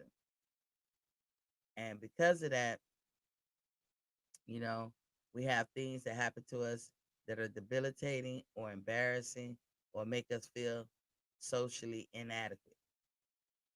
It makes you want to stay home. Like me, I have so many. If you have autoimmune disorders, number one, you have several different types. So I have so many. I have like I think more about five, and I'm not gonna sit up there and I don't think on them terms of I wish I had somebody else's or whatever. You are comfortable with your problems. I have a skin disorder. Always have. It affects me socially. It used It was embarrassing. I lived a lot of years, wasted time having insecurities behind this shit. If nobody had teased me when I was young, made fun of me, or made me feel like I was other than, I would have never had insecurities. So I didn't give me insecurities. The world gave me insecurities. But nobody knew why I was having eczema like I did. It was debilitating. You can't wear no two-piece bathing suit. I don't even know how that feels to do. That there was times in my life I could have. I wouldn't do it now. Hell to the no with this guy. No. But there was times when I could have. I ain't have a gut. But I always had them rashes. So one piece bathing suit for me. And then I got the strongs because I gotta hide my legs. Or I don't really get in bathing suits because my legs will be fucked up too. I, then it gets to the point is as you get older, it gets worse and worse and worse. You can't hide. It's painful. It fucks with your breathing. I'm in the ER. One year I was in the ER the whole, you might as well say spring and summer. I was in the ER every 8 days because it was messing with my breathing, which when you get a certain age, they always think it's your heart. But it was messing with my breathing. I was having allergic reactions every 8 days. I literally had to go to the ER. They literally had to start an IV and pump medicine in me. I carry an EpiPen everywhere I go. And that motherfucker hurt. And they be like, if you need it, give it to yourself. No, no, no, no. I tell everybody, I carry it. If y'all think I need it, or if I tell you I need it, you gotta do it. And that's a big fat that need to hurt. You gotta stab the person in the leg. But I have to go through that. Sometimes I go in the ER and they stab me without warning. Wow, like that. I be wanting to beat people down. This shit hurt. And I ask God, I be like, why do I have this problem? What did I do? And I used to ask it for years. What did I do? I didn't do nothing to nobody. But over the years, I finally got an answer because I would go to the doctor and they would treat the symptom. But I finally got an answer. Uh, Girl, you got autoimmune disorders. You think they told me that when I was a teenager? No. You think they told me that in my 20s? No. You think they told me that in plain terms like that in my 30s? No. And that's why I know for a fact a lot of you guys are walking around with that. Just that autoimmune disorders. And autoimmune disorder is when your body attacks itself. It's an allergy. And so like when you got regular arthritis, we know what arthritis is, but then you got rheumatoid arthritis. We can understand where arthritis come from, but rheumatoid arthritis, you didn't do nothing to get there. Your body just degrading on its own. Your ligaments, your joints, and that shit hurts. Okay, I have that one too. Well, why do I have a skin disorder? Because I have an overactive immune system. Now that has its pluses. I don't catch shit like everybody because my immune system is in overdrive. If you try to recreate my immune system in somebody else, you could probably kill them. Just like you can't recreate somebody's overactive metabolism. You know, those thin people who can eat all day, eat what they want, and never gain weight. You cannot recreate that in another body. You can offset some shit and possibly kill them. But for me, having an overactive immune system is the norm. It thinks everything is invading my body. So it goes there to fight it and kill it. And because then they find out that there's nothing there, that there has to be a byproduct. It did work.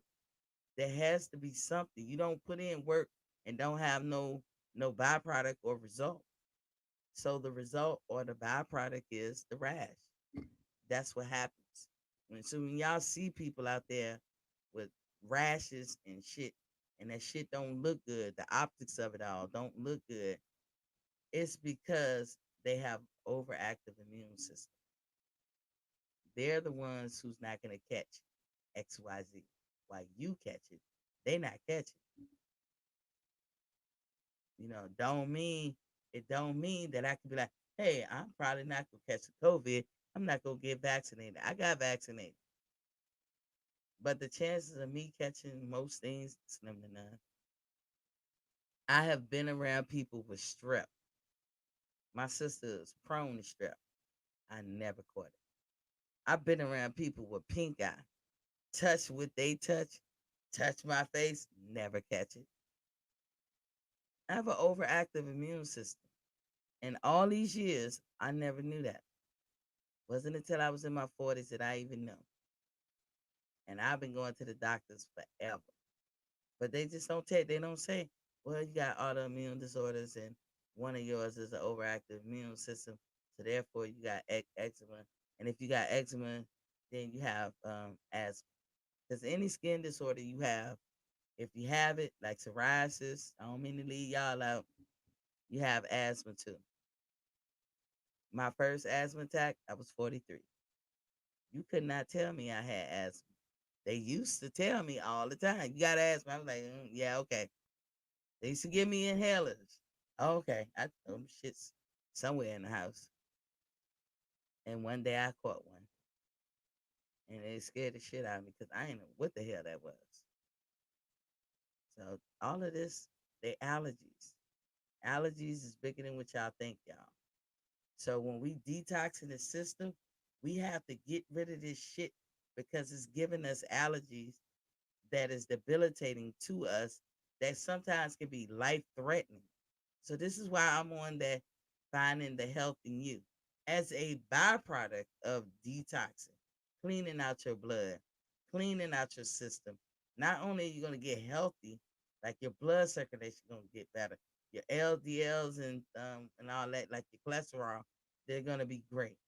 Your heart is going to be good. Your lungs, everything about you is going to improve. Outside of even doing that, one of the biggest side effects is dropping weight. That's why we talked about it. That's not the goal that I'm here for, but I know that's what is going to happen. I guarantee that it's going to happen. So if anybody want to follow my program for the weight loss, then you came to the right place. My goal when I approach you is going to be about detoxing your system and helping you find the health in you. What's going to happen to you is that you're going to drop mad weight. You're just going to drop it, and you're going to drop it fast. And it's going to be sustainable. It's not going to be water weight.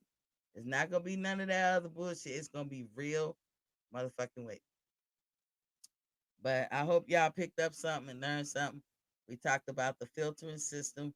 We talked about The difference between T4 and T3, we also said as a general tip, it's not an absolute, but when you hear them put 3 behind any type medicine or it's just any type thing when it comes to your body, because you got that in iron, you got that in vitamin D, you got that in your T4 cells.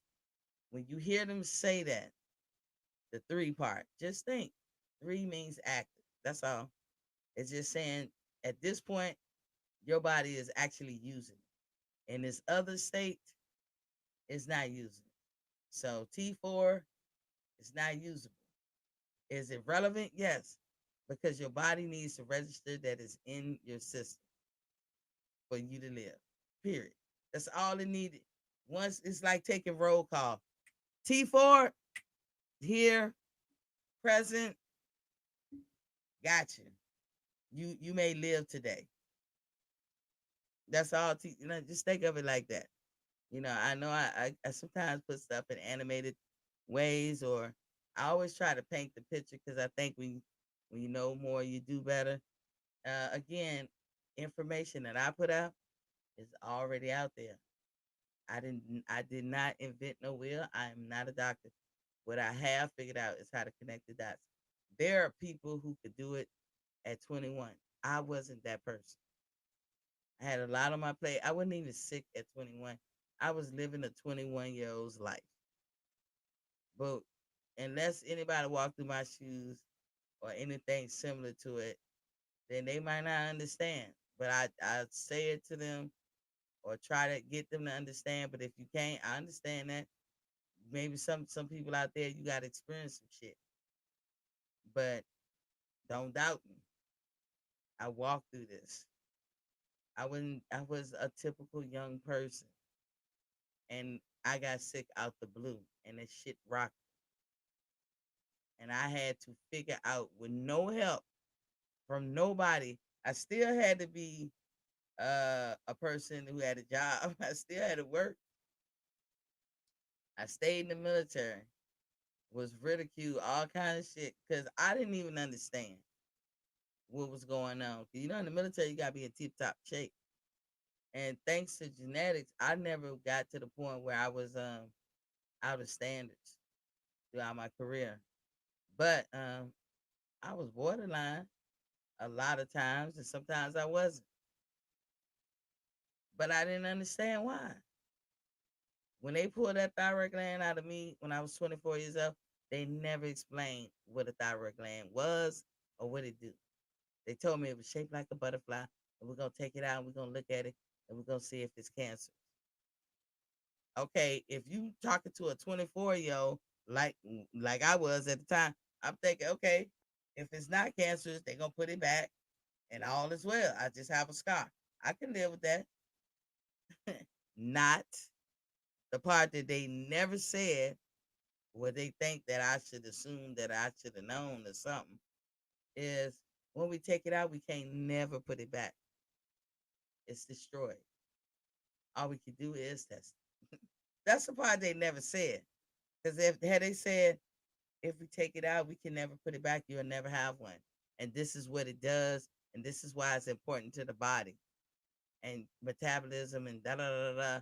Like what I just went through kind of today, I would have said, hold up, hold tight. Is there any other way we can fix this problem?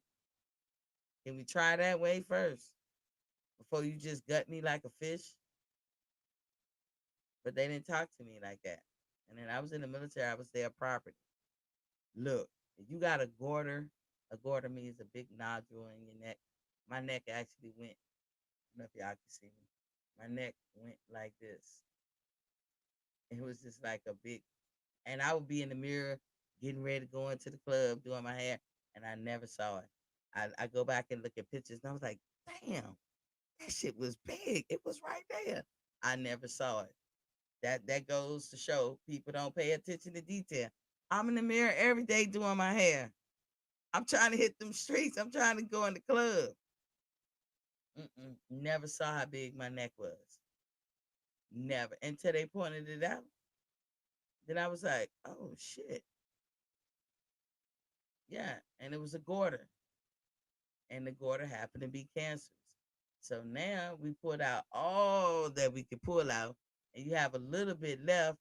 We can't let you walk around with a little bit of left, because as long as it's in your body, it's going to emanate hormones. We have to give you pills. If we give you pills and you're emitting hormones and we don't have it just right, we can kill you. So the next step is we're going to kill the rest with radiation. So now I had to get the radiation and whatever side effects that shit does. Lost some hair, it never grew back, but it's okay. I'm all right. I didn't go bald. I just up by my ear up. I lost some hair, and then on the side, I lost some hair. It never really grew back. You think they talked to me about that? You're gonna lose some hair and it's never gonna grow back. No, they never said that. Else I'd have been like, can we do something else? And then finally, when they were convinced, it took about 6 months, that she has no parts of her thyroid left in her, and therefore she's not emitting any hormones. Now we could give her these pills. But in 6 months, I slept 18 hours a day. Couldn't help it. Nobody explained to me that that was gonna happen. I ate. I remember my meal per day was like a bowl of macaroni and cheese. That was it. A regular small bowl, them kind you can put in the microwave, and that's all I ate. But I gained a lot of weight in 6 months, and then I started having high blood pressure. But I'm not like crying about nothing. I just want y'all to see how you can live a life where you don't connect no dots. Because I mean, I could go on and on and on and tell you from that moment of having thyroid cancer to now, and how it was like a domino effect. But if you don't ever explain it thoroughly in the beginning, how I'm gonna know what the hell going on in the middle as well as the end? And then hey, go in the military and do your 20 years and make sure you keep running. And you're just like every other girl, but you can't do this and all that, but they can, but you can't do this and that and the other. But then how am I like every other girl? You know? And make sure you stay in shape and lose weight and all this stuff. Well, how the fuck I'm gonna do that if I don't make metabolism? Y'all make metabolism. You think somebody set me down and told me shit? No, they never did. And by the way, you suffer from autoimmune disorders. I do. Kyle in the building from the boxing section. What's Papa King? I trust you made it home safely. He said salute to my dogs in the chat. Yeah. So I lived the whole time trying to play catch up.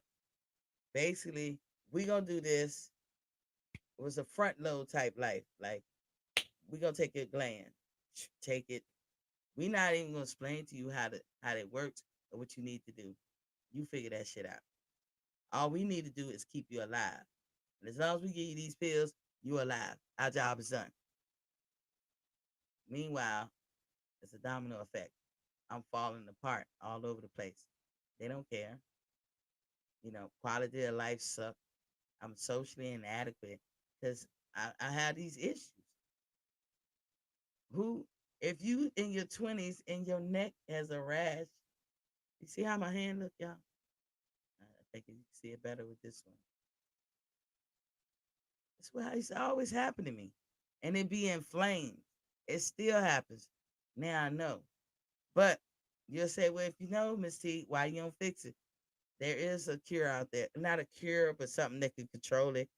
But during these COVID times, I can't be on that medicine because it does something with your immune system. It makes my immune system normal like y'all's. It stops it from overreacting. And during COVID, you don't want that. You want your best foot forward, right? You want your immune system to be running on all cylinders, and that's how they feel. So they was like, nope. And when everything leveled out, we'll put you back on the medicine. So I have to deal with it. I have to deal with it the best I can. The best I can do is to change how I eat, because I know It's what I eat that's making me have these problems. But again, too, you can't teach an old dog new tricks. That old saying, that's kind of partially true. Um, and that's how I be feeling. Like I'm an old dog who's used to soul food. Now you want me to not eat this shit and eat rabbit food? What the fuck? And see, like most of you guys gonna detox, and then you gonna introduce yourself back. I can't go but so far. I'm forever with the rabbit food, just so I can live, and I want to live. So I want to see my grandkids. I want to see my kids get married. I want to live. So I guess it's the rabbit food for me.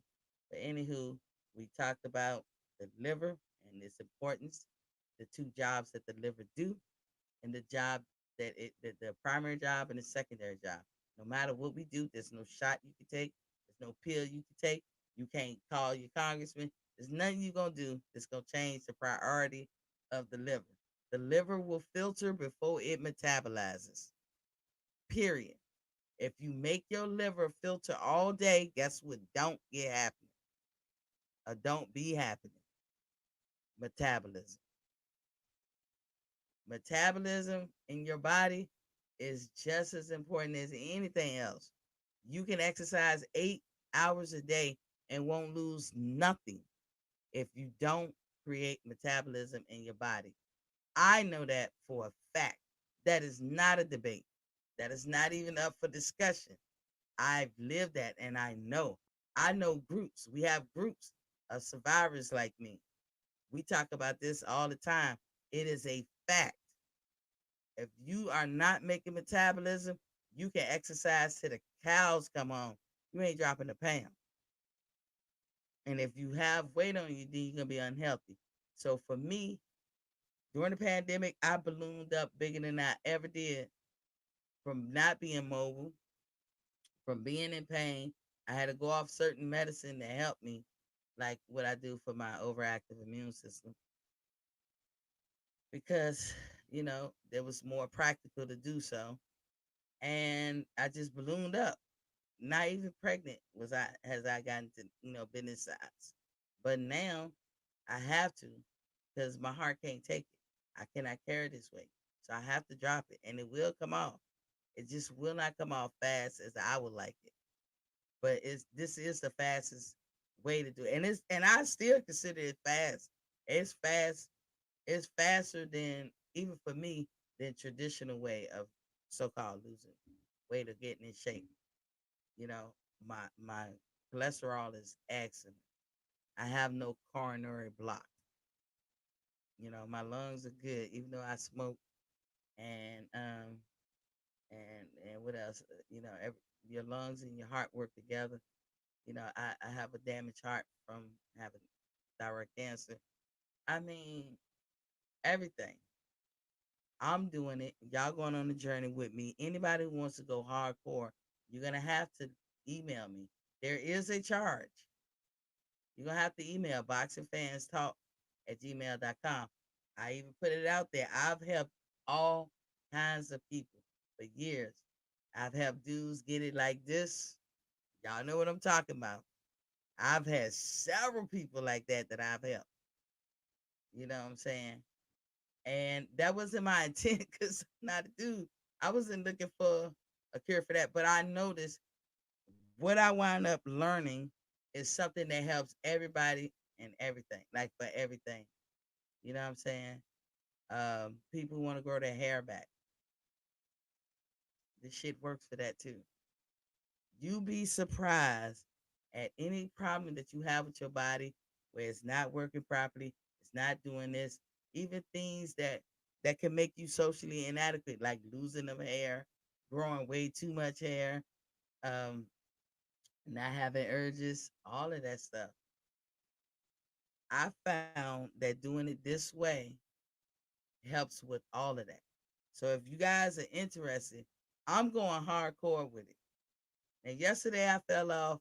All week I've been good. No dairy, no and drinking no dairy and drinking 100 ounces of water. I could do that all day, every day. But I told you I'm going hard. I'm not eating meat neither. Now I can eat meat. I can go eat some meat right now, no problem. But I can also not eat meat. Yesterday I didn't. I was out and about. I think I ate at the event. So yeah, I fell off. But when you fall off, you get back on. And after all, tomorrow is another day. And my Vivian Lee voice from Gone with the Wind. That's how I look at it. So, and nobody's perfect. I'm not claiming to be perfect. I have a few of y'all who watch me who are desperately to get in shape, and they probably only thinking about the weight. As I said, for me, if you come talk to me, I'm thinking about your health. I'm thinking about more than your weight. I'm thinking about your heart, your lungs, you know, just your health. Any ailments you got, we're gonna get rid of that shit. That's my goal if you come to me. But I'm telling you the side effect. The side effect is it is what it is. You're gonna drop weight like nobody business. So that's why a lot of people probably do come to me just for the weight. But when they get to talking to me, we talk about the health. I'm not worried about the weight. That shit on a healthy body, there is no overweight. Let me repeat that. On a healthy body, there is no such thing as overweight. It's just not. It cannot exist. Those two things cannot exist. That's why I say I don't worry about trying to make you lose weight. I just be like, let's get healthy. And in doing so, the weight just gonna peel off faster than you can imagine, and it will stay off. You ain't gonna gain. Don't let nobody tell you it's water weight, because it's not. It's gonna stay off. Now, when you start introducing stuff back, if you introduce, let's say, a club sandwich, and that's all you have is a club sandwich for lunch every day, 5 days a week, and just eating a club sandwich, you put 20 pounds back on. Then ding ding, connect that dot. The club sandwich don't like you, or your body don't like it. Your body just don't like it. So that's not the thing to eat. If you go, start introducing back beans, or you start eating, instead of eating a whole lot of other proteins, you eat beans, and then you're doing rice and sweet potato, you'll find that you'll gain some weight, but it's healthy weight. It's what you were supposed to gain. You know what I'm saying? You'll figure out how to reintroduce certain things and keep stuff out for good. If you start introducing dressing and your skin gets dry and break out, ding ding, your body don't like it. It just don't like it. So don't give it to it. This is what the whole purpose of us finding the health in us. I'm not on no per se weight loss journey. I know that's coming with it. That's anyway, there's nothing I can do about that. It's finding the health in you. And a healthy body is not an overweight body. Those two things can't exist. Now people can be like, oh, I bet you it could. What if you this healthy, you still gain weight? Look, don't try to make it into something that is not. Oh, I know somebody who, because we always know somebody who knows somebody. I know me. I'm talking from me. I know me. And I'm telling you, the two things can't exist. I've read it. I know it. I have real experience. I'm telling you, the two things can't exist. But I'm sure somebody will know somebody. But that's a naysayer. You don't even gotta worry about them. Time gonna march on whether you do anything about it or not. I will always be into this because I got in, I had to do it to survive, and I'm gonna always be into it because I want to know. L Dub in the build. No, I'm sorry. This is about to say. Damn, this thing blinked like it was a new thing that came up. What's up, Kyle? We had a good time, Kyle. Look, you got to tune in, Kyle, Friday, because Carmen got something to say. I'm gonna let her cook on it Friday. Grown woman talk. But that's all I gotta say today. We talked about the liver. We talked about T4 cells.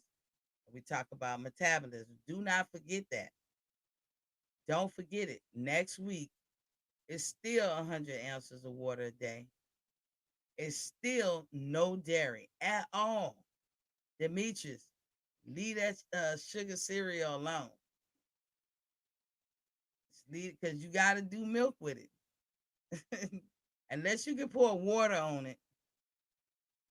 We ain't got rid of the sugar cereal yet, but unless you can pour water on it, leave that sugar cereal alone. That's gonna be your hardest task, because a lot of men love cereal. What I'm telling you, it takes what they say 21 days to break a habit. You know what I'm saying? But even during Thanksgiving, I don't know what I'm gonna do. I may eat, I may not. It depends. If I wanted to really go ham yesterday, I could have went ham, but I can't, because I'm telling you, your body. You don't even have to make these decisions. Your body gonna make them for you. When I tell you, I got this midsection to get rid of something fierce, and it's crazy. Like I've never had this. Not like I said, I've never been this size pregnant. And so for me, it's real hard. I'm not embarrassed. It happened to me. I accept it. I embrace it. Now that I know better, I will do better. It happened to me, and I'm probably supposed to give my testimony to others to help them. That is how I look at it, and I don't see anything malicious about that. And so, no, I'm not embarrassed about it at all. I'm supposed to help somebody else. I'm supposed to stop y'all from walking in the same footsteps that I did. I'm supposed to. That's why I'm still here. I've had a lot of medical issues. I'm happy to just be here. That's how I live my life. People don't understand me. I don't get into this. I don't get into that. I don't worry about this. I don't worry about that. But I'm supposed to be here to tell people, hey, people like me. I'm a smart person, but I had no clue that there are little kids who figure this shit out at 16. I'd be like, wow, I wasn't one of them. Everything hit me, and I had to play catch up. So, in playing catch up, I got tired of playing catch up, and I wanted to be more offensive rather than be defensive. So that's what I'm doing right now. So anybody on the journey with me, I hope y'all stay on the journey. Thank you, Johnny, for joining in. Had a good time sitting by you. Like I said, I wish you'd have won your money. I sure was pulling for you. I'm not mad at either one who won. I like them both. I told y'all my heart was with Jamel Herring because he's a shipmate. Do I know him personally? For y'all that don't know, I was Navy. He's Marine. Navy and Marine are like that. We hand in hand. We fall under the same chain of command. That's my shipmate. That's what we say. You know. Um, and but my mind was telling me Shakura could win. But I had a sneaky suspicion that Jamel could have pulled it out. I don't know. Um, Knowing Marines like I do, I just really thought he would have. He did a good job. I'm not taking nothing away from that. Like I said, I don't dislike either one. It was a good fight. I can't say that about the card. We're gonna talk more about that on Monday. Um, but thank y'all for listening. And I will be here next Sunday, 1 p.m. Eastern Standard Time, and I'll be talking about another body part. But I hope me talking about the filtering system and what it's supposed to do and why that's relevant to why you're in the predicament you are in with any medical issues or trying to lose weight. I hope that I was able to bridge that gap, because a lot of people, they don't connect that dot, and that is the problem. It was a problem for me too. Johnny Gotti said, "Nice show. I enjoyed my first time. I've been driving in traffic, couldn't engage, but I'll be back." Appreciate you, Johnny. Always welcome. Always welcome. Yeah. So I'll see y'all tomorrow. I gotta get back to Carmen. and and do what she was asking me to do, and get back to several other people. I did sleep this morning. I will actually play y'all some songs that kept me up because I swear to God, I was trying to haul ass back because I knew once I slept, I was gonna sleep hard. And I didn't want to not do the show when I promised this is what I'm gonna do. Monday through Friday, 7:30 p.m. boxing. We're gonna be talking boxing, and most of the time Mondays we review the fights throughout the week. I don't know what day, whenever Coach D is available, and usually be Friday. It could be throughout the week, and then anybody else can beam in. You guys can call in. Y'all on Facebook can always call in. And then on Friday we have Grown Woman Talk. This Friday is gonna be very interesting. So we got something to talk about. And we had a good time. And Carmen wants to send a shout out, I'm sure, to Kyle and DJ. And thanks for hooking up with us. So we hung out just for a little bit. But don't miss Friday. Remember, when you know better, you do better. So let me get my video because this is the wellness show.